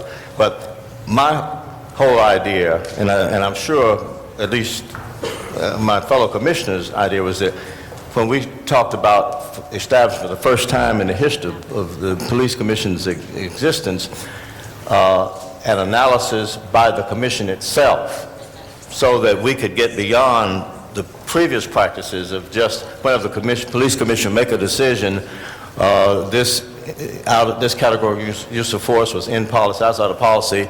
It was agreed upon unanimously by a vote of 5 or 4-1, 3-2, what have you, and that's all the public ever got. So we felt very strongly that we should provide an analysis and a summary of the facts that helped us arrive at the conclusion we arrived at. And interesting enough and coincidental enough, we had this, it was brought to our attention that we have this opinion lurking, and then the opinion was there. And of course, the first test case review was the Devin Brown case. So we felt very good, and I think most people who read our abridged summary, that we provided some very important facts that helped the public understand why we arrived at the decision we arrived at, based upon facts. And the analysis by our Inspector General, as well as a analysis of the department's experts and even outside experts. But that's when we were told, you have to redact the names. You can't provide the names. Compromise we came up with was the department has and still continues a practice, and the commission reinforced that whenever an incident occurs, like a shooting incident involved, like the Devin Brown, on that day of, the department issues a press release that factually lays out the facts and names the officers. So actually, if people, certainly the media who pays a lot of attention to it and other involved citizens, I think they can kind of figure that out after a while, but they have very substantive information. That's a long-winded answer to your question, but as I say, in hindsight, we probably should have discussed this matter, at least with the Public Safety Committee, or maybe the full council.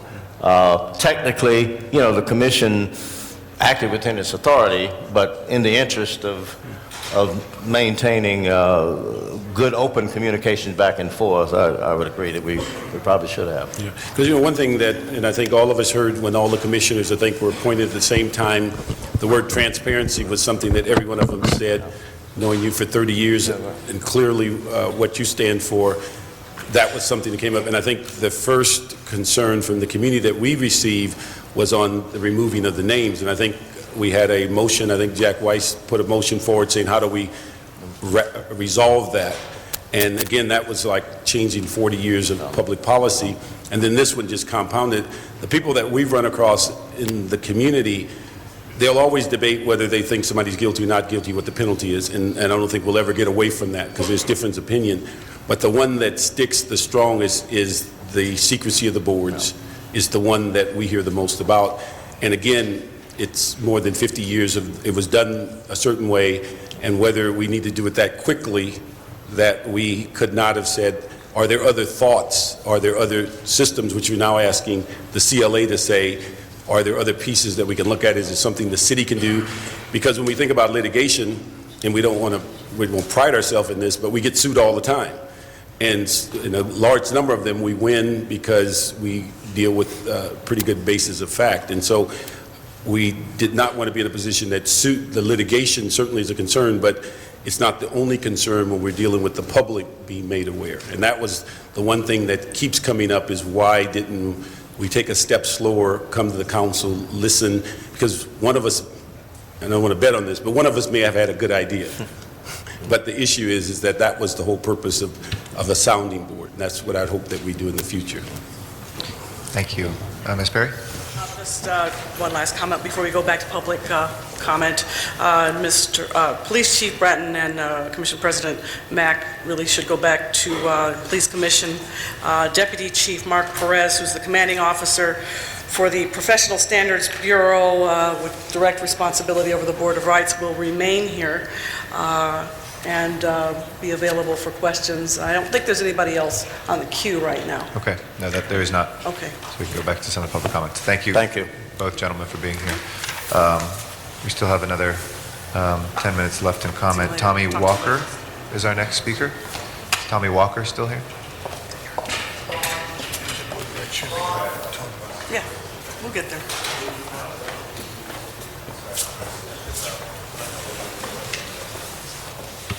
Melrose Larry Green,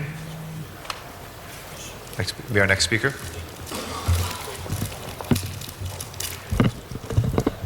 I actually had a card for 40, not 43, so... My apologies. No. We'll keep that there. I'm actually going to not speak for the first time in history. Let the record reflect. Thank you. But I do love Chief Bratton very much. Thank you. Reverend Richard Byrd. Is Reverend Byrd here? Okay. Eric Green.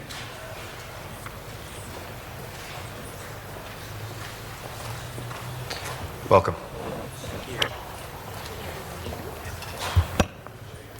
Hello, my name is Eric Green. I'm with the American Civil Liberties Union of Southern California. I want to thank the board for hearing this issue. In striking down the Bush administration's secret deportation hearings, the Sixth Circuit held that democracy dies behind closed doors, and what is true for America is true for Los Angeles. If there is one thing that we have learned through the troubled history of the LAPD, if there is one lesson that has emerged over and over again from the Christopher Commission, the Rampart Commissions, the consent decree, is the need for openness to restore trust and to restore the community's faith in the police department.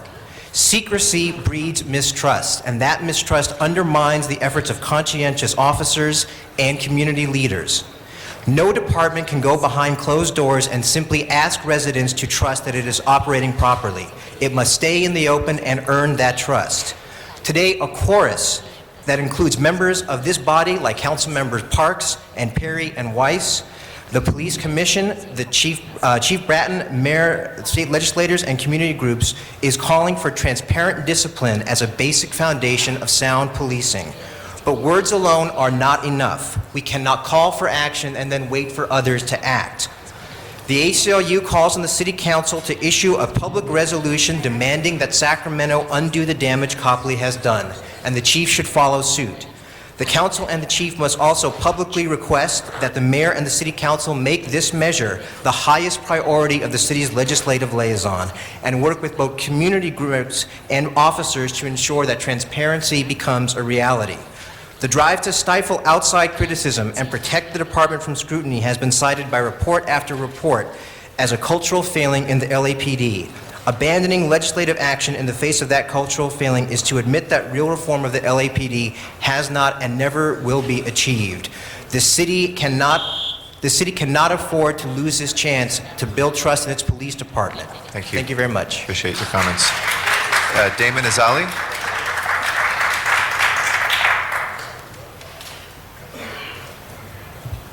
Welcome. Good morning. My name is Damon Azali with the Labor Community Strategy Center and the Bus Riders Union. I'd like to thank the council people who took leadership on this today, particularly Councilman Rosendahl. I appreciate your questions. I think what I want to say to frame what I'm going to say today is, first of all, we're against the governor's policy of expanding prisons by 80,000 beds, as well as the mayor's policy of expanding the police force by 1,000. We think that this type of thinking is the reason why black people in the United States are less than 2% of the total world's population, but black people in the United States also represent 13% of the total people who are incarcerated behind bars in the world. And we think that this type of thinking is from a police state enforcing law enforcement prison mentality, and we really need to change our values to have a social welfare state that actually gives us programs, mental health programs, healthcare, transportation that actually will change this. And we think that that this, in combination with the killing of Devin Brown, is part of that, and we need to change that. And I think that what starts with that is access. Access to police files, access to discipline hearings, as well as taking leadership on changing the actual decision in terms of the discipline of this particular officer. Thank you. Thank you. Our next speaker is Morris Griff. After that, it'll be Sylvia Lynn Hawkins. Mr. President, members of the City Council, Mr. President, it's nice to see your father here today. I've been coming here to these chambers ever since the Rodney King beating. And I'm here today to ask the LA Chambers to deal with this governing body in terms of making the decision that needs to be rendered in regards to giving us access to being able to have access to the police records, as well as to having public hearings. As you know, yesterday was Dr. Martin Luther King's birthday. He would have been 78 years old. For years, this chambers has been governing and making decisions for this city. This is truly a no-brainer. Why? Because all years past, we've had access to police records. So this day should be a day where you join together and vote positive so that we can continue to have access to these records. Garcia has had some priors, for those of you who don't know. We've just heard Chief Bratton support this. We know that Mayor Villavigosa supports this. We know that John Mack, who is the head of the police commission, supports this. Those of us here in our community want to see the right thing done. We don't want to move backwards. We want to move forward. Our city is in the 21st century. It's bad enough that the decision was rendered the way it was rendered.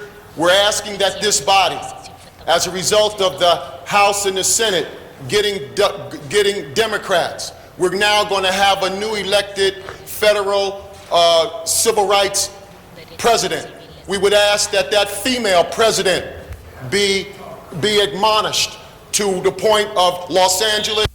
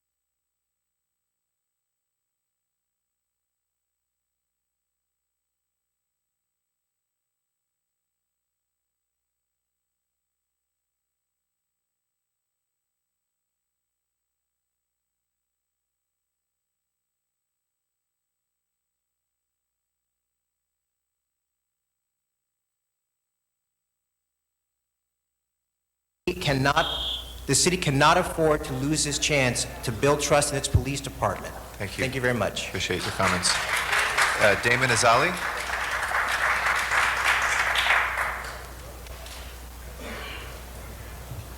Welcome. Good morning. My name is Damon Azali with the Labor Community Strategy Center and the Bus Riders Union. I would like to thank the council people who took leadership on this today, particularly Councilman Rosendahl. I appreciate your questions.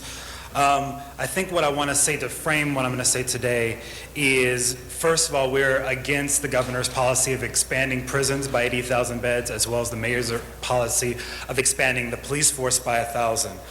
We think that this type of thinking is the reason why black people in the United States are less than 2% of the total world's population, but black people in the United States also represent 13% of the total people who are incarcerated behind bars in the world. And we think that this type of thinking is from a police state enforcing law enforcement prison mentality, and we really need to change our values to have a social welfare state that actually gives us programs, mental health programs, healthcare, transportation that actually will change this. And we think that that this, in combination with the killing of Devin Brown, is part of that, and we need to change that. And I think that what starts with that is access. Access to police files, access to discipline hearings, as well as taking leadership on changing the actual decision in terms of the discipline of this particular officer. Thank you. Thank you. Our next speaker is Morris Griff. After that will be Sylvia Lynn Hawkins.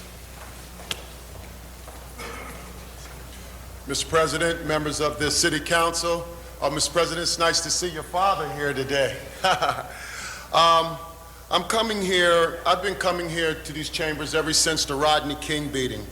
And I'm here today to ask the LA Chambers to deal with this governing body in terms of making the decision that needs to be rendered in regards to giving us access to being able to have access to the police records, as well as to having public hearings. As you know, yesterday was Dr. Martin Luther King's birthday. He would have been 78 years old. For years, this chambers has been governing and making decisions for this city. This is truly a no-brainer. Why? Because all years past, we've had access to police records. So this day should be a day where you join together and vote positive so that we can continue to have access to these records. Garcia has had some priors, for those of you who don't know. We've just heard Chief Bratton support this. We know that Mayor Villalobos supports this. We know that John Mack, who is the head of the Police Commission, supports this. Those of us here in our community want to see the right thing done. We don't want to move backwards. We want to move forward. Our city is in the 21st century. It's bad enough that the decision was rendered the way it was rendered. We're asking that this body, as a result of the House and the Senate getting Democrats, we're now going to have a new elected federal civil rights president. We would ask that that female president be admonished to the point of Los Angeles and New York in regards to a civil rights investigation on Steve Garcia. Thank you. Thank you. Sylvia Lynn Hawkins is our next speaker. Ms. Hawkins? What number is this? Councilman Eric said, which number is this? Number 43, Ms. Hawkins. I put in number 40. Okay, we'll call you on 40 then. Thank you. Thank you. Mr. McQuiston, Jim McQuiston. Jim McQuiston, East Hollywood Community Association. As an old civil rights lawyer that's litigated many cases in federal courts up to the Supreme Court, I know that Supreme Courts make very, very narrow decisions. They don't slice the bread in the middle. And in my estimation, I think the city attorney erred, and it's the city attorney's opinion. Remember that. It's an opinion. Many times, this council, many times the commissions have ignored the city attorney. And I don't see any reason why this city should not keep these court hearings open. As far as the public records are concerned, that's another issue that's been decided. But we're talking about the openness of hearings, and I believe that there is no reasonable justification for the city attorney's opinion to close those hearings. And I urge you to request the mayor and the police chief to keep these open, and we'll see what happens. And I assure you, nothing is going to happen. Thank you, Mr. McQuiston. Matt Dowd is our next speaker.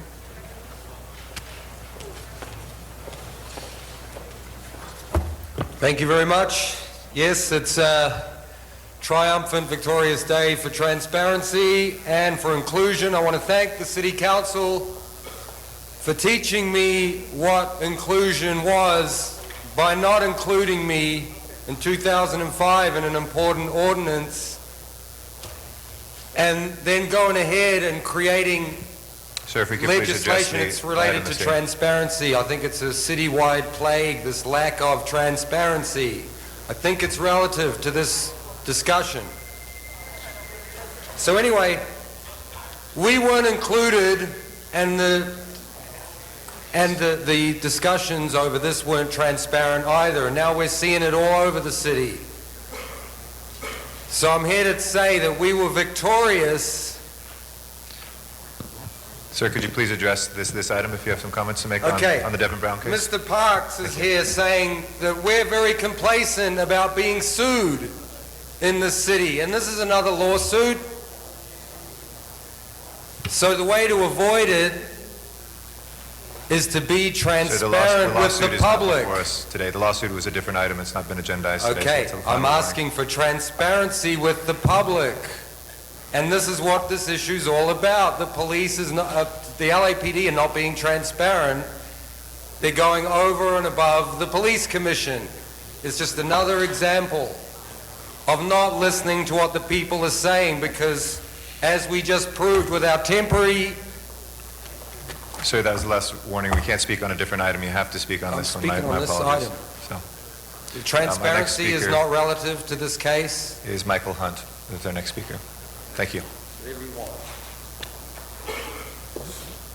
Independent of that, whatever you guys think, that transparency is conform, and what he's saying is that the LAPD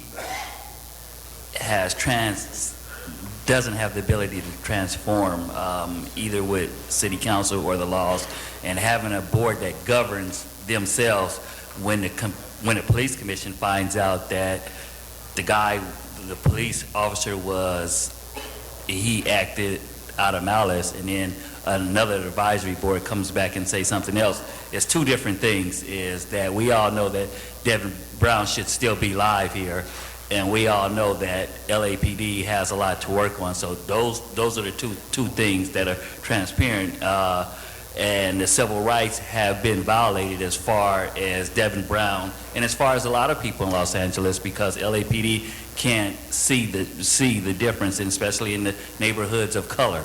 I think that Devin Brown should still be live. I think that Garcia should be off the police force. That's just my opinion. I don't think that there's no place, and it goes back to the 1,000 new officers. They need to be trained, and we need to invest the money in training instead of lawsuits. But you guys choose lawsuits versus good training so that people can still be alive. That's our last speaker from the public. That closes the public hearing. Mr. Zine is our next speaker. Mr. Zine? Thank you, Mr. President. I just wanted to offer my support for the openness on this. I discussed it with Ms. Perry. I know with 38 years of service with the Los Angeles Police Department, those border rights have been open for many, many years, and until this matter came about, they were opened. The Deputy Chief, congratulations, and all your years with the Police Department, it's been an open process, just like a court hearing when it's an open process. So we're not against that. We want open transparency. For the members of the community that are here, some have already left, It's always been an open process. You may not agree with the findings, you may not agree with the resolution, but it's always been an open process. And until this particular case came about, it was an open process. So hopefully, through the legal standard, it can be established. One of my fears is that this may go up to the highest court in the land, and they may say, well, we're going to maintain the secrecy, the closed session, which would be a hindrance and a hampering to the open transparency that we really wish for. And I'm a strong supporter of that, along with members of this council, that we have open transparency. And the Board of Rights is a very similar process to a court hearing, and that needs to be open to the public. So there is that opportunity to hear, to understand, and to see. Again, you may not agree with the findings, but at least you understand the process that goes along the way. So, Ms. Perry, thank you for bringing this forward. And as a current reserve officer with the police department, I strongly support this, and I think you're going to find that many of the members of the police department will support it, as it's always been the case, that it's been open, transparent hearings. Thank you. Ms. Perry? Just to close again, I wanted to direct the chief legislative analysts to come back to the city council within 2 weeks with what our options would be to basically put things back to the way they were, whether that includes state law, city ordinance, charter change, all the options that would be available to us. And Mr. President, if I could get a second on that? I will second that. Okay, thank you. Okay. There's no other speakers wishing to be heard. Let's take a vote on that action, that direction to the CLA. Please open the roll, close the roll, and tabulate the vote. 13 ayes. That is approved. Thank you. Thank you all the members of the community. Appreciate your comments here today and your presence here in Chambers. Next item, Madam Clerk. Next item, Mr. President, is item number 9, and that was called special by Councilmember Parks. Yes, I think on behalf of Mr. Parks, who was excused on city business, Ms. Gruhl was going to do a verbal amendment to number 9. Ms. Gruhl? Thank you. Just handed this. So what it does say is instruct the treasurer to report back relative to reporting bad debtors to credit reporting agencies and on having departments cross-check bad debtors with other departments. So I can give that language to you, if that would be helpful. Oh, great. If Thank there's you. no That would be the amendment. objection to that, colleagues, that will be adopted as a friendly amendment. Is anybody who wishes to be heard? All right, we'll open the roll, close the roll, and tabulate the vote. 13 ayes. That is approved. Thank you. Next item, please. Next item is item 17, and that was called special by Councilmember Hahn. Ms. Hahn, item number 17 is before us. I'd like to recognize you at this time for the Quentin Thank Drew. you, and I know we have one card on this item, so I'll ask for us to open public comment briefly. But members, this is about naming the Robert Pitts Center, particularly the Performing Arts Auditorium, after Quentin Drew, and naming it the Quentin Drew Memorial Auditorium. Quentin Drew was grew up in Watts, went to school in Watts, came back in his adult years and helped with getting young people involved in the theater and in art, particularly performing arts. Quentin was actually the first president of the Watts Neighborhood Council, and Quentin unfortunately passed away at what I think is a young age, of 42, of cancer, and the community actually wants to find a way to remember Quentin. And we've actually had suggestions from the neighborhood councils. We've actually talked to the community. And we feel that naming this auditorium in this building makes a lot of sense, because it is where we could have a plaque that talked about his work with young people in the performing arts. Something about just a sign somewhere at a park or something didn't seem to capture what Quentin was all about. And he was all about really bringing young people, getting them out of a life of despair and hopelessness and gang activity, and get them interested in the performing arts. So we want to honor him.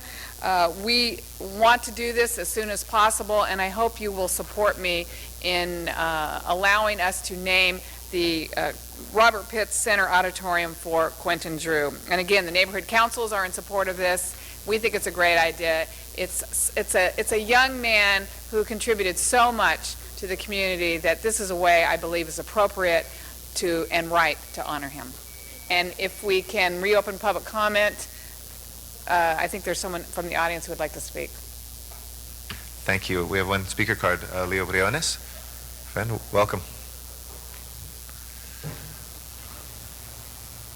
Thank you. A few quick comments about Quentin. Quentin was my best friend of 24 years, but more importantly, he was a person who loved his community in spite of the difficult social conditions there, and went back and worked to improve his community. On the day after Martin Luther King's birthday, I would say that to everybody here, because you're the leadership of this city, that Quentin didn't believe in hollow words or symbols, so he may have not wanted something named after him, although we believe it's appropriate. But what I would say, if he was here today, he would look at everybody and say that there's a reason that communities that are poor, whether they're Latino or whether they're African American or Asian or of any other ethnicity, have social problems. That's because of a lack of resources. And you don't have the same social problems in wealthy neighborhoods. It's a pretty simple equation. But for you, and my admonition to you through Q in your leadership is to let's balance the equation for communities. Let's give people hope. And thank you very much, all of you, for voting for this. Thank you, Leo. Appreciate your comments. And I just ask for all of my colleagues to support us on naming this for Quentin Drew. Great. Thank you very much. Anybody else wishes to be heard? Let's go ahead and open the roll, close the roll, and tabulate the vote. 13 ayes. That is approved. Thank you. Next item, please. Item number 19, called special by Councilmember Gruhl. Ms. Gruhl. Thank you, Mr. Garcetti. If I could ask the staff to come forward. And colleagues, we hope this will not be a long discussion today. Just want to go over what we're reviewing. This is a call for projects, our submittal to the LA County Metropolitan Transit Authority for this call. This is the first time since 2001, actually, that we have had available to us a call for projects. And as we've talked about, kind of have a perfect storm, a good perfect storm in this instance, where we have the voters approved in November Proposition 1A and 1B, where we have some Californians that are chairing some of the key transportation committees in the federal government with the change in leadership there, and a mayor and city council that has put a great focus on transportation. And so you will be seeing, hopefully coming before this council, a real strategic plan that we've talked with Gloria Jeff about and others as we have these opportunities that we can be ready because these opportunities, as this one instance, I think the final MTA call for projects came out in December and it is due in January next week, and so that we have to move fairly quickly. And so this is somewhat new to us in moving so quickly, but all of you, all the council offices, I know, were engaged with the department, as well as these were some projects that had been there before. We had an interdepartmental task force that formulated this list and really putting together a technical process that would make us most competitive for the MTA projects. And I want to just, as you look at it, there are projects all over the city. Of course, I would have liked more. Other people would have liked more. I know one of my constituents here today had talked about Magnolia Boulevard, and unfortunately, because of the cost associated, the readiness of that, it was not a project that was put forward because of the many issues. And so it's not as simple as I have this great idea in my district and I want it to be funded. It really has to relate to what will be most competitive, what is cost effective, and sometimes city matching funds that have already been set aside, projects that have gone through engineering, etc. You may recall also that just a few, probably a month or so ago, we had as well a supplemental call for projects from the previous. We had Safe Routes to Schools. We hope to, again, have in March another RFP to be able to go out for Safe Routes to Schools.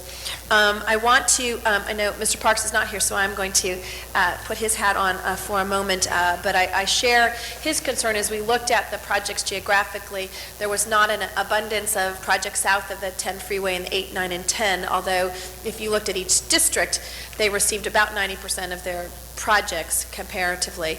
But I know that one of the things he's asking is that we look forward to a strategic plan in South Los Angeles on ways in which we can improve some of the transportation projects and their competitiveness. I'll let you make your presentation, but I'll just make two recommendations now. There, Mr. Labange, is he back? So I won't have to make one. One of them is one we talked about. I'll let him discuss the universal one, that removal. But the other is from Mr. Parks, is that particularly in the project around the exposition, he believed that the department's use of traditional peak hour commute traffic volumes does not reflect the true peak hour traffic in that area. And so what we're asking is the department to take new counts that are consistent with the real traffic volumes.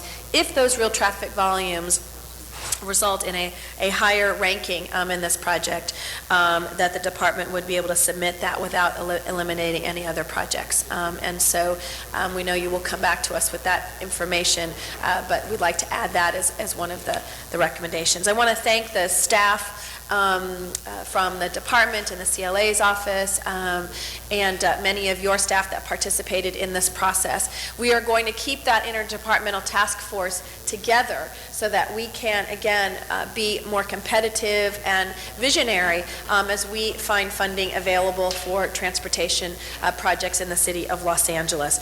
And so I'd like to just maybe have Mike make a few comments on how we went through this process. I know he has been sick and came off his sick bed to be here this morning, and appreciate it. And of course, our general manager, Gloria Jeff, who is here to also answer or make any comments as well, and Maria from the CLA's office. And so just hold my time for them to make their presentations, and I know we may have some questions from my colleagues. Thank you. Before Mike begins, let me take this opportunity to say before the members of the council that you had an extraordinary team from the LA Department of Transportation lead the technical effort here. The kind of dedication you see where indeed Michael came in off of his sick bed and getting over what he's suffering from now, I know exactly how bad he feels, is indicative not only of his commitment, but as well as the other members of the team, Ken Hastings, Michelle Maury, Harold Paul Veer, the countless numbers of employees at LADOT that you don't see, who put in hundreds of hours to make this a reality over the last very short period of time, a reality, and providing responses not only to the projects that have been identified previously, but new ones that were brought forward by members of the public as well as members of the city council. So Mike will give you a quick overview of how the process started, but I did want to acknowledge the contributions of the members of LADOT. The task force that Councilwoman Gruhl spoke about was composed of representatives from each of the council offices and representatives from the departments and agencies that would have projects to submit in the call. The task force was responsible for trying to keep the process fair and open and reasonable. From the task force, we drew modal subcommittees that were really responsible for the nuts and bolts ranking of the projects within each category. The subcommittees included only technical staff so that the rankings would be based on the technical merits of each project. We ranked the projects. In the past, we've ranked the projects based on the criteria set from MTA. Those criteria are regional significance and intermodal integration, project need and benefit to the transportation system, local match, cost effectiveness, and land use and environmental compatibility. This year, the Mayor's Office and Council asked us to look at trying to incorporate more fully the city's criteria, which are congestion relief, increasing transit ridership, and safety. And in the table on page 4 of the report, I've tried to indicate how the city's criteria fit within MTA's criteria. The criteria that MTA have are not independent of our criteria. They're very important criteria for MTA, although it's not really obvious from the titles of their criteria how our criteria fit in. But congestion relief is very, very important to MTA. One of the reasons that one of the goals that they have, I think, in doing the call and how they award projects in the call, one of the biggest ones is congestion relief, because they must meet the federal air quality standards, and in order to do that, they must relieve congestion in this area. And one of the other things that fits in with that is improving transit use. That also helps our air quality. The one area where MTA and the city differ a bit is in safety. I think safety, while it is important to MTA, doesn't rank very highly because of their emphasis on meeting the air quality standards. But we are able to submit projects, safety projects from the city, as long as we can meet the other criteria. I think the list that you have before you shows both the projects that that we will submit, and then in gray are projects that will not be submitted. We wanted to include in this list everything that was considered. And I have some maps that Councilman Parks asked us to create. They show in blue the projects that were awarded, and in red the projects that were not awarded. We put this together very quickly last Friday. Some of the this is by modal category. Some of the one modal category, RSTI, has 2 pages because there were so many projects in that category that we couldn't fit them all on one page and still be readable. And I think one category is missing. The pedestrian projects that were not submitted is not included in here either. So I have these maps. Thank you. And as indicated, I think as we move forward, and I know we had asked, again, specifically related to safety, Lou, where we did not, again, from the federal side, did not get as many dollars in certain parts of the city that we would like. And so we'll look forward to using that documentation in the move forward. Okay. So colleagues, thank you for the presentation. I know Mike will be able to respond to some of the questions and issues. But again, this was a process that was transparent, proactive, a way in which we could try to get as many projects funded, and hope that we can get the MTA to adopt as many of these as possible, because this is our wish list, and we know not all of them will be funded, but we want to submit those that are the most competitive for the funding that's available. The rest of these projects are still on our list, still on what we want to have accomplished in the city. It's just we're going to have to look continuously to find additional funding. So thank you. I may, at the end, make some comments. Ms. Perry, thank you. Thank you, Ms. Gruhl. Our next speaker is Mr. Garcetti. Thank you very much, Madam President. Let me start by thanking our city staff that's been working so hard on this in a very limited amount of time and do an extraordinary job of getting this data together to make sure that we're going to be competitive. I really want to thank you for that work and making sure that we have that in place. I think it's good news for Angelenos.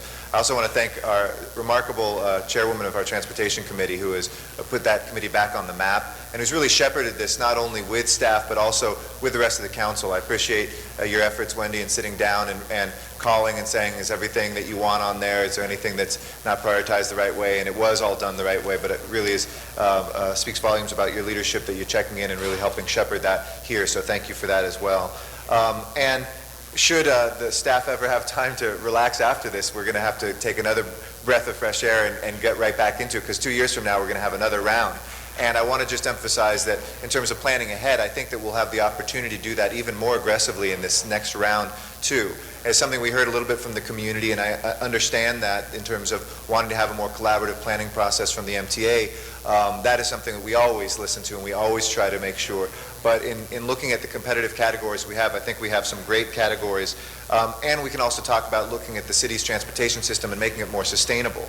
The call for projects that has the categories of, for pedestrians, for bicyclists, for transit, and we can really use that in a creative way to do multimodal transportation. And for the uninitiated, multimodal just means getting around in different ways, so that we can walk someplace, take our bike, park it at a place that's safe and secure, get on transit, take our car to a subway, get on that subway, etc. And so I want to see if we can, in the future, also come up with more transportation demand management projects, because I think this has been a tough category for us to find good competitive projects. But it is within this category that we can really find the incentives to reduce Angelino's dependence on the way we get around right now, specifically the private automobile.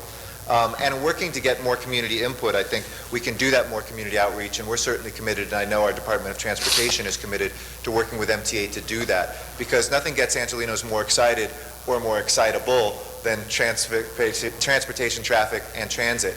As Steve Lopez's column, I'm sure he got the most email he's ever gotten on anything just by saying the word traffic. We want to do that not just in a way where we articulate what we're frustrated about and what we're against, but also what we are for and what we would like to see in the future. And I think that this council and each one of the council members, we know our own district so well and the people there, that would be a great conversation to be able to do and to start that more advanced planning. So thanks again, Councilmember Gruhl, and thank you to our staff. I'm very pleased with the projects that will be moving forward for competition in the 13th district, and I'll be detailing that to my own district, and I encourage each one of us around this horseshoe to do the same so that people know what's going to be hopefully getting to their neighborhood. Thank you. Thank you. Well, I think in response to a couple of the points that the council president made, you'll be pleased to know that one of our agency's objectives for this calendar year is the development of a strategic transportation plan for the city of Los Angeles. One of the key elements of that will be a governing set of policies that will drive the identification of projects and activities to be undertaken. We look forward to working with members of the council and their staffs as we develop this strategic transportation plan. In any number of locations around the country and in the state, the key to being successful in obtaining not only additional federal funds but additional state funds is the ability to show they are part of a coherent plan, that they are part of driving forward a set of overall objectives that can then be measured. Just as MTA is singularly focused on air quality, and that's important for the county, I believe that there are a set of objectives that are critical for the city of Los Angeles, and so we look forward to putting together the strategic plan that focuses on what does the city of Los Angeles need as 4 million of the 11 million people in the county of Los Angeles. Thank you. Thank you, Mr. Garcetti. Our next speaker is Mr. Rosendahl. Thank you, Madam President. Appreciate the opportunity to speak. First, I want to thank Wendy Gruhl. I've had the pleasure of being on the Transportation Committee, which is something I insisted, considering the West Side is in gridlock, and I appreciate Lopez starting to talk about that issue, which has been one of the main reasons I ran for office. And we put in a transportation plan, and I want to thank you, Gloria Jeff, and your leadership for standing there with me at the corner of Lincoln and Venice when we unveiled the $11 million project that would give some relief, short-term relief, and some major monies for investing in the long-range projects, and I appreciate that. I really want to thank, Mr. President, the mayor of our great city and the governor of our great state, who did get together and put all those props on the ballot that everybody in the room supported enthusiastically, which now allows billions of dollars to start to be funneled into transportation infrastructure needs. This is a great day for the city today. It should not go unnoticed that we now have the opportunity, with the people's power behind it, to literally deal with the major infrastructure issues that we need to do. And Ms. Jeff, you're in a great spot, because for the first time there are monies coming from Sacramento And it didn't go unnoticed by me that the mayor was sitting next to Nancy Pelosi in Washington, because it's time we got money out of Washington, D.C. to supplement what we're doing in Sacramento and what we've been doing on the county level and the city level. So we're on our way. And the call for projects, when I look at the categories, are fantastic. They're all the issues that matter. I don't want to go into it for obvious reasons of time, but I do look forward, Ms. Jeff, to your overall plan and as you go forward with the issue. We're all frustrated with the gridlock we experience, but appreciate everybody's leadership here in the city, moving us to a better day than we were just a few months ago, and especially thank the voters out there for voting yes for massive transportation infrastructure. Thank you, Mr. President. Thank you very much. Next speaker is Mr. Labange, and then Ms. Perry, and then Ms. Gruhl. Thank you very much, Mr. President, and Mr. Rosendahl, Ms. Gruhl. As we all know, it's all about traffic, and this is an opportunity. One little thing I was disappointed in MTA on is the call just kind of came up late. You know, it's like you get called late for dinner in a way, because the neighborhood component of this outreach wasn't met. Last week, I had a neighborhood council meeting of our 12 neighborhood councils in the 4th District, and I explained to them, these calls come kind of out of the blue. It hasn't been on a normal schedule. Is that correct?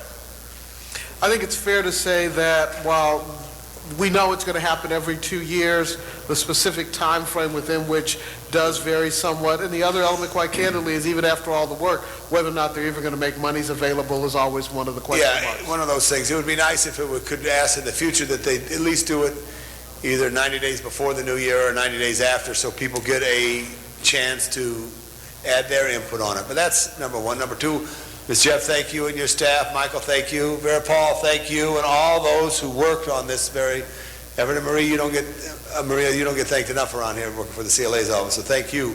I just wanted to say big traffic on big streets and try to protect neighborhoods is extremely important on this projects that we're asking for. And I think we have to be very aggressive and keep it like it's so much pressure we had to put on it to try to be able to do things. I know I'm working on the 101 from the 4 level out through the city limits, and we've had meetings on it. Ms. Gruhl, you later have a Valley Transit Summit. Mr. Rosendahl, I'd like to ask you to join with me in a West Los Angeles Summit. We look at it, there should be a South Side Summit, just to get people together to get consensus. One issue, though, I did want to mention, in council committee, when Michael, you came up and you mentioned the MTA lot on Lancashire. How did that get there? Because I don't remember placing it there, but what do you know that it got there? I was walking around on the 10th floor in our office, and I got called into a meeting with these folks from NBC Universal, and they told me that they had spoken with MTA, and MTA asked them to go through the city and put this project through the call.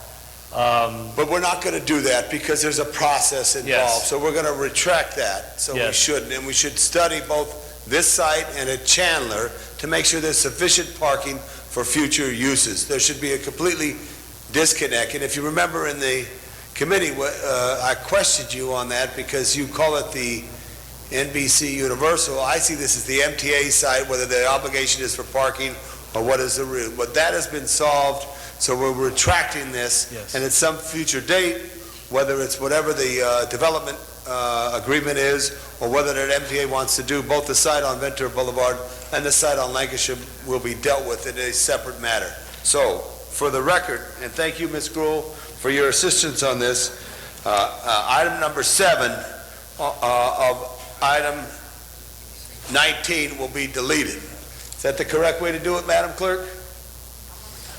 Okay, do we need to vote on that, or when we vote on the final? So we got that clarified. Look forward to working with your department. Look forward to someday getting connectors built on older freeways and improving what is necessary to do to keep people moving and building the transit. And I want to say this here, and you should run my clock because there's a bunch of time left there, Madam Clerk. It's not just the subway out Wilshire. And I appreciate the work of Dr. Eisenstadt and others at the MTA that did the study, that convinced Congressman. Jack, I want you to hear this here. Jack, I saw your name in the paper the other day about this. The subway is coming out Wilshire, and it should go to Century City, and it should go to UCLA. But at the same time, it should go to the northwest San Fernando Valley. And it should be looked at in a global regional area there. So I think it's real important that we all support the subway out Wilshire as well as out to the northwest San Fernando Valley as we look to the future. Transit is extremely important. Equally, I want to say that BART, which is, let's say, I don't know the actual mileage of BART, but let's say it's 197 miles, 43 miles are underground, but the rest is above grade, and we should look for that as well to look into the future of heavy rail so that we could do some things for Los Angeles, because the frustration, and I just got a book from that I read last night, my first book this year, and last year and the year before, I hate to tell you, but I studied the book real good, and it was about traffic.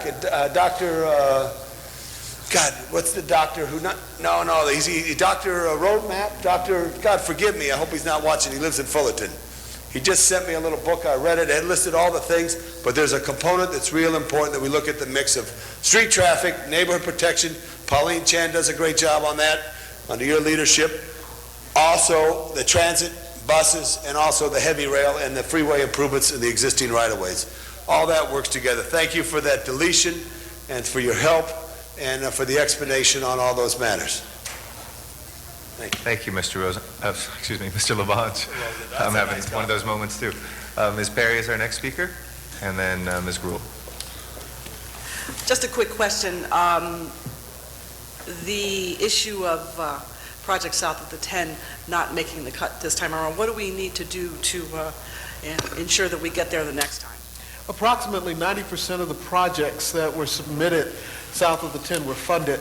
The biggest challenge for those projects that are south of the 10, quite candidly, is we need a strategic transportation plan for the city of Los Angeles so that we're able to look at the network south of the 10 and appropriately invest in it, as opposed to waiting for random opportunities to identify projects. And then what do we need to do in 8, 9, 10, 15 to fast track the activation of the planning process for South Los Angeles so that we can ensure that we definitely get there the next time? Let me finish and you can jump in. There's currently money that's been requested for a strategic transportation plan for the areas south of 10. We're going to be utilizing those resources, but candidly, we're also going to look at our own internal budget to put together not just one that looks at a portion of the city, but one that looks at the city as a whole. We again look forward to working with your staffs to make that a reality. Yeah, the $150,000 that the MTA board approved for this fiscal year, we have a scope of work, and hopefully we will have that to the Transportation Committee at the next meeting, and then to the council for approval, and then we can get started on that. Okay, so maybe in the next 60 days, we'll know what our general time frame would be for that? Oh, definitely within 60 days. All right, that's fine. Councilmember Reyes. Well, I want to just thank the staff for the hard work. It's not always easy to get to this point. We have so many different projects that are evolving. In terms of the planning and the housing and the whole infrastructure, we're talking about how we look at future years. I know there's been a great relationship working with the planning department and trying to look at how we assess our community plans, the process it'll take to have folks start accepting the fact that they have to look at their own communities and define their own neighborhoods based on where they think housing can go in the context of transportation infrastructure.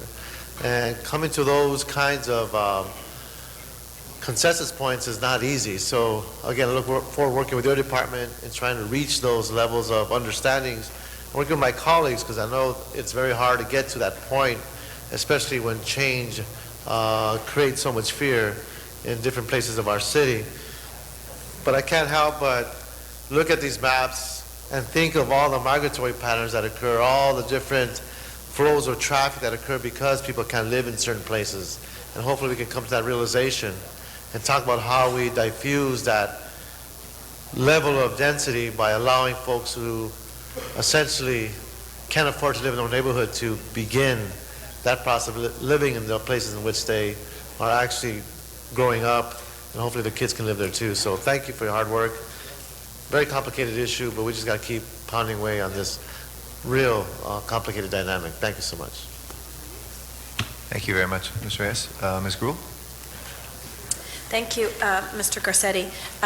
Colleagues, and a good discussion today. Again, these are just a portion of what we're trying to do on traffic, and the fact that we have to create a seamless system in Los Angeles, that when you get on the subway, you're able to get to your final destination without taking bus, trains, and automobiles and airplanes to get to that location. So I think what we're really doing is trying to create that seamless system, and this is looking at not only some bicycle lanes, and we had a great coalition of individuals who came out to our committee meeting talking about the importance of bicycle lanes and giving people options to their automotive vehicles that we have here, and to creating more parking at certain locations so that people who can't take a bus to that location but could drive and then take a subway or another bus in that direction.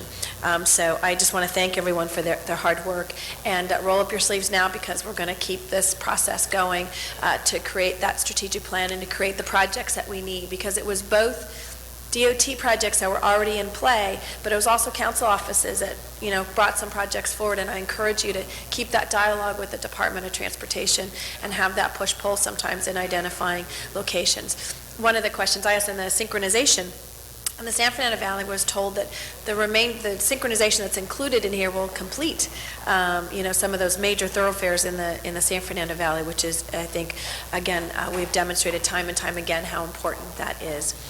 So maybe just to recap where I think we're going, Madam Clerk and Mr. President, which is two amendments. One, as indicated, relative to the project near Expo, the removal of the Universal site, and then the addition, as we know, with looking at those south of the 10, which is part of our other processes.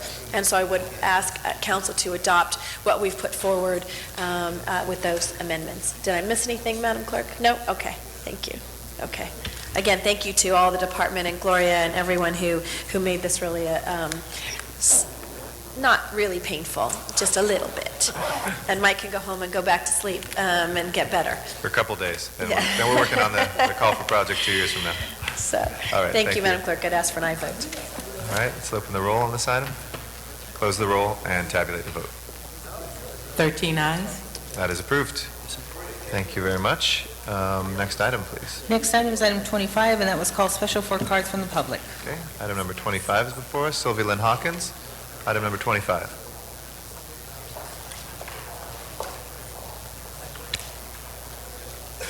Good morning, my name is Ms. Hawkins. This information is for Section 8 certificates, LA housing, rent subsidization programs.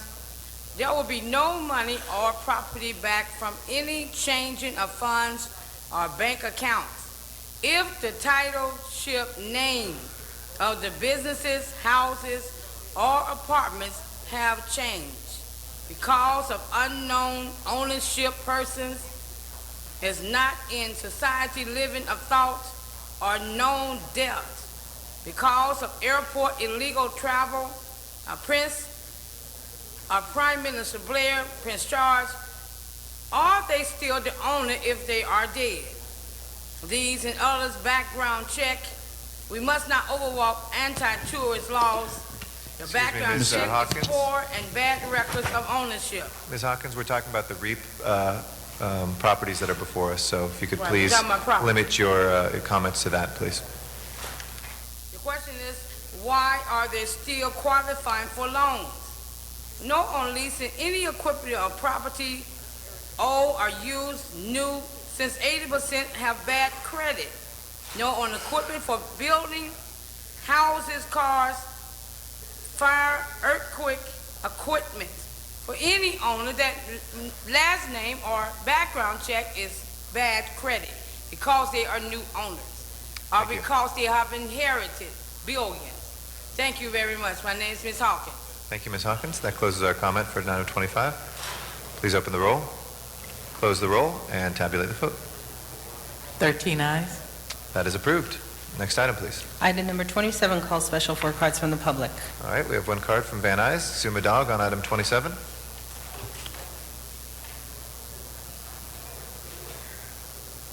Yes, my name's Zuma Dog. In case you were tuning in for the first time, my name's Zuma Dog, public advocate. I've been very outspoken over a Venice Beach ordinance that was just handed a preliminary injunction ruling against it for being unconstitutionally Sir, if you vague. could please Now I'd address like to it. talk about Roy Romer. There's a school. This is to name a school in honor of Governor Roy Romer. So let me give some reasons why I say yes, we should dedicate this school to the name of Roy Romer.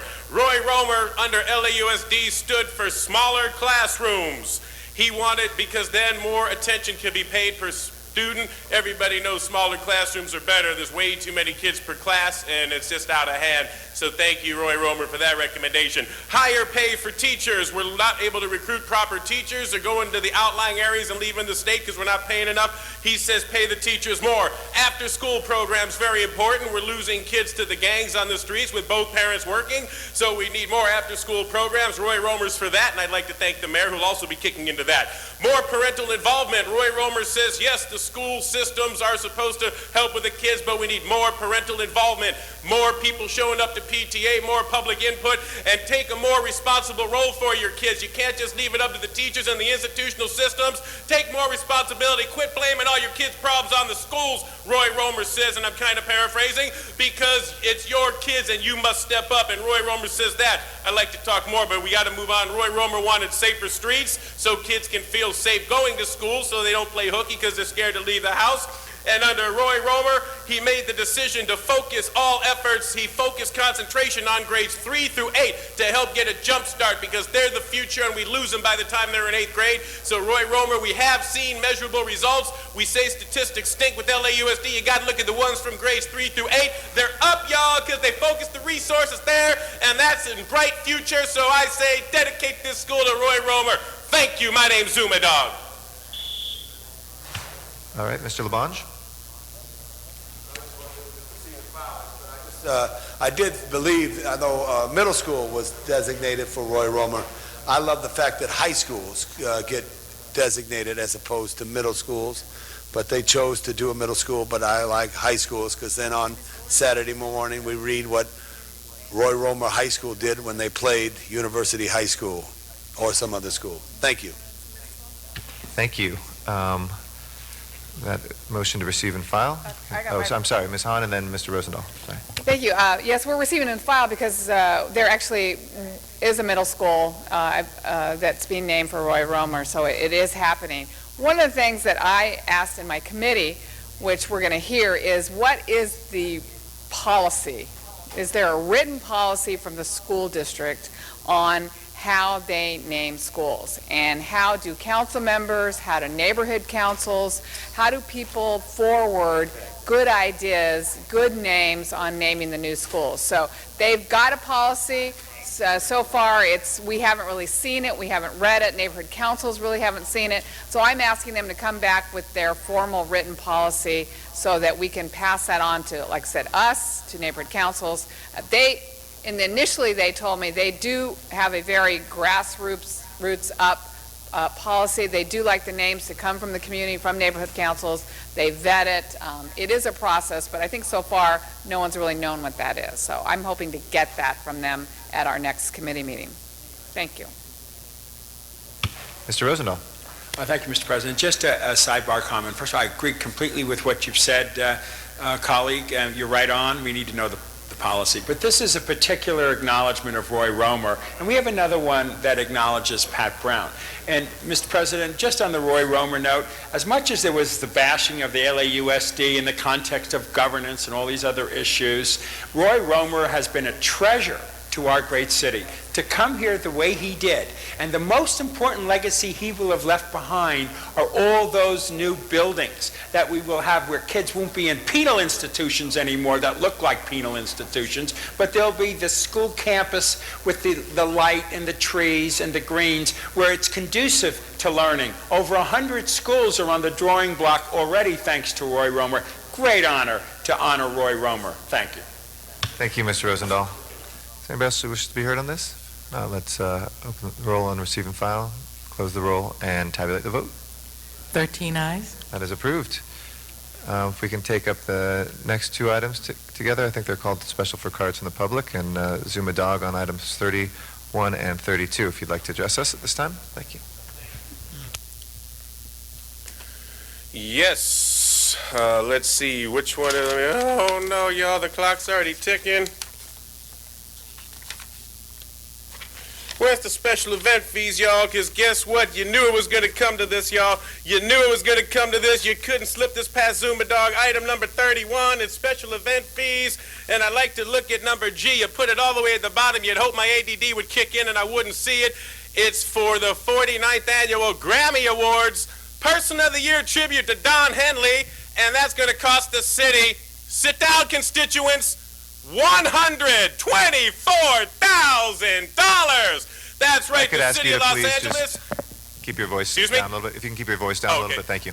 Yeah, the city of Los Angeles is going to pay $124,000 to pay tribute to Don Henley at the Grammy Awards. Now, I know that the Grammy Awards means that the city will also take in maybe over $1 million with the revenues. So all I'm saying, if you want to say, well, gee, we're taking in over $1 million, we're going to have to pay this $124,000, I say that you take it from somewhere else in the city, because the money for special event fee waivers is supposed to be for events open to the public, for the community's best interest, and for the little old ladies who want to have community events.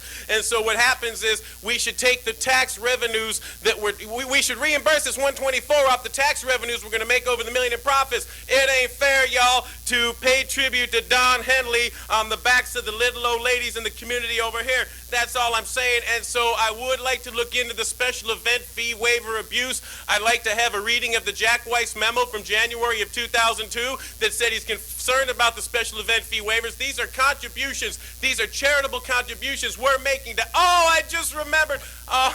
It's a charitable contribution. You know what? Let's have Justin Timberlake and Timberland pay for this. Y'all tell them to write a check for $100. Why are the richest of rich getting $124,000 from the city of Los Angeles when that money is supposed to go for small non-profit events for the community? And it ain't right, y'all. And I say find that money for somewhere else if you think it's a good trade-off. And Zuma Dog says that. You feel me, though? Hoo-dee-hoo! And on item 32,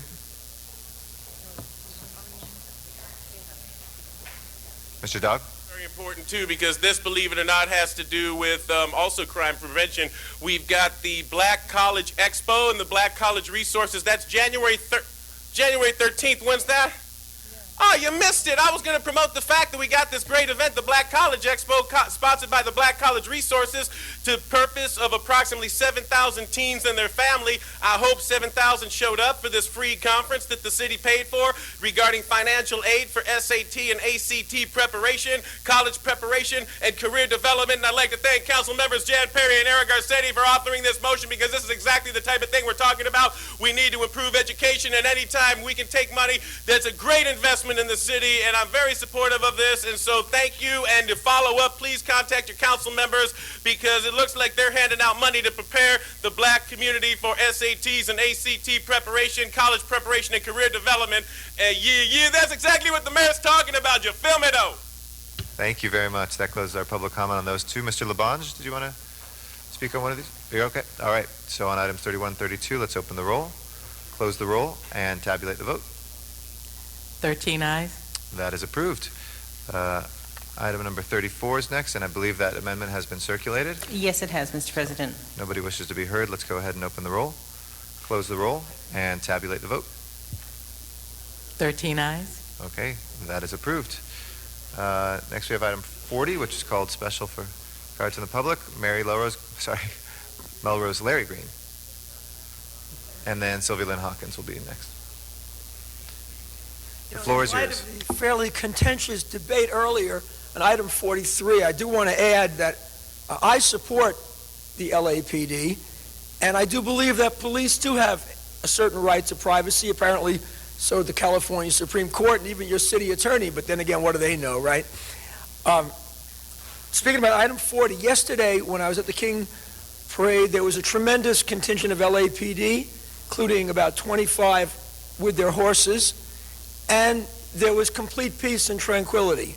And it would be nice if somebody from the City Council recognized that 99.99% of our LAPD are not brutal, are not violating the rights of people, and are doing a great job of keeping the city safer. So if nobody else will say it, I will say it. I love the LAPD. And item number 40 has to do with having foot patrol in the central area in downtown LA. Well, I like it. In fact, I'd like to see it right on Las Palmas, where I live near the Bancroft Middle School, where people are mugged at least 3 or 4 nights a week.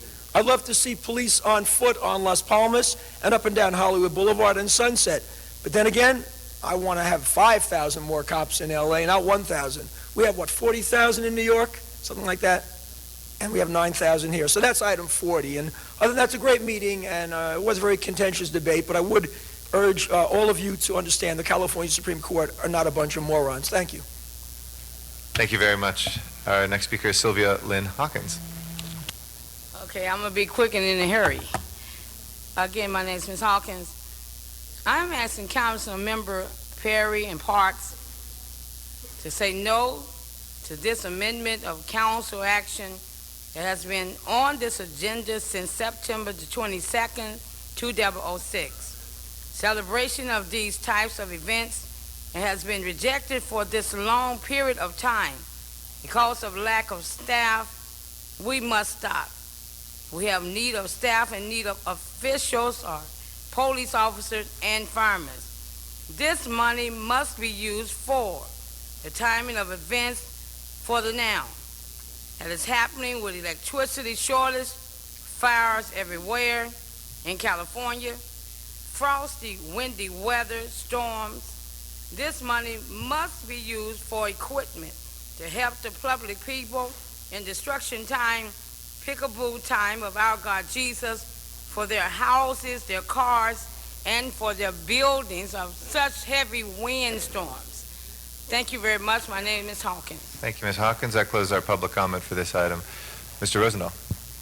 Just a housekeeping item, Mr. President. Oh, wait. Let's just vote on this real quick. If we can open the roll, close the roll, and tabulate the vote. 13 ayes. And recognize Mr. Rosendahl. President, item number 10, if we could go forthwith with that. Absolutely. If there's no objection, we'll send 10 forthwith to the mayor. Okay, next order of business. Council has motions for posting and referral. Those are posted and referred. There are excuses on the desk. Council President Garcetti requests to be excused July 31st, August 1st, 3rd, 7th, 8th, and 10th for personal business that meets council policy. Okay, he's excused. Councilmember Carnes requests to be excused February 2nd to arrive at 11 a.m. and August 17th to leave at noon. Those are both for city business, and they both meet council policy. Okay, he's excused. And that clears the desk. All right, announcements, colleagues. Let me start first by congratulating Councilmember Reyes, who was elected to chair the Community Economic Development Committee of the National League of Cities. And we want to congratulate our colleague. He joins Councilmember Zine, now in leadership of the National League of Cities. Of course, Councilmember Zine is chair of the task force on immigration and is on the national board, as well as the notable roles played on transportation by Councilwoman Wendy Gruhl and on the Budget and Finance and Revenue Committee by Mr. Parks. So congratulations, Mr. Reyes, again on that honor. Other announcements, colleagues? Yes, Mr. Lavange? Also, another congratulatory word to our colleague Janice Hahn, who last night at the SCLC Rosa Parks dinner Award. Received the Rosa Parks Award, which is quite an honor for her work. And I always like to recall her father in the history of this great county was the first elected official and only elected official, period, to go out and meet Dr. Martin Luther King when he arrived in Los Angeles, one of his first visits. So, Janice, congratulations. Your dad is smiling down from heaven. Absolutely, and I know Janice's mom was there and her sons were, and it was a wonderful occasion last night. The number of us were there to honor her, so congratulations, Ms. Hahn. Other announcements? Adjourning motions? Thank you. Everybody, please rise in council chambers out of respect for our adjourning motions.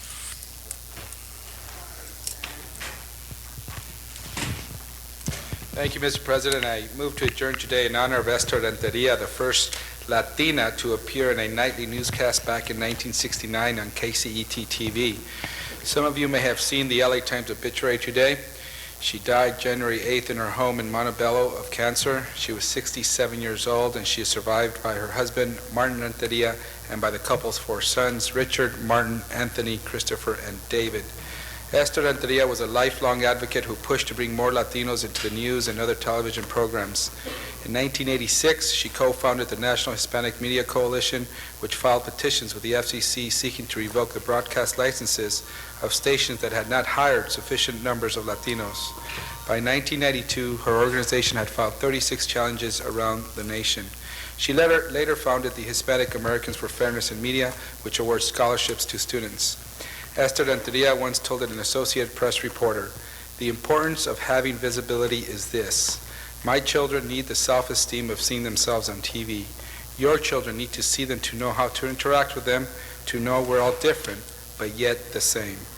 We appreciate the difference Esther Renteria has made for the Latino community and for all communities, and she will be missed. Thank you. Mr. LaBonge? Members, I ask we adjourn in memory of Ward Grant, a longtime publicist for late Bob Hope. Ward lived to be 75, was very engaged in promoting events of the USO and all the good activities that Mr. Hope and his organization was involved in. We adjourn in memory of Mr. Ward Grant. Thank you very much, Mr. LaBonge. Ms. Perry? Thank you very much, Mr. President. As we head towards Black History Month, I'd like to adjourn in memory of Jane Bolin, who was a woman who had a life of many, many firsts. She was the first African-American female judge in the United States. She was born in 1908, graduated in 1928 from Wellesley College. She was the first African-American woman to graduate from Yale Law School, passed the New York State Bar Exam in 1932, and she became the first African-American female judge, the first assistant corporate counsel in the city of New York, and she worked to end segregation in child placement facilities and the assignment of probation officers based on race. She created a racially integrated treatment center for delinquent children, and her impact will be felt nationally for years and years to come. Thank you very much. Any other adjourning motions, colleagues? If not, Madam Clerk, please call the roll. We'll next be in session tomorrow. That's Wednesday, January 17th, 10 a.m. here in City Council Chambers, room 340 of City Hall. This meeting of the Los Angeles City Council is adjourned. Have a great day.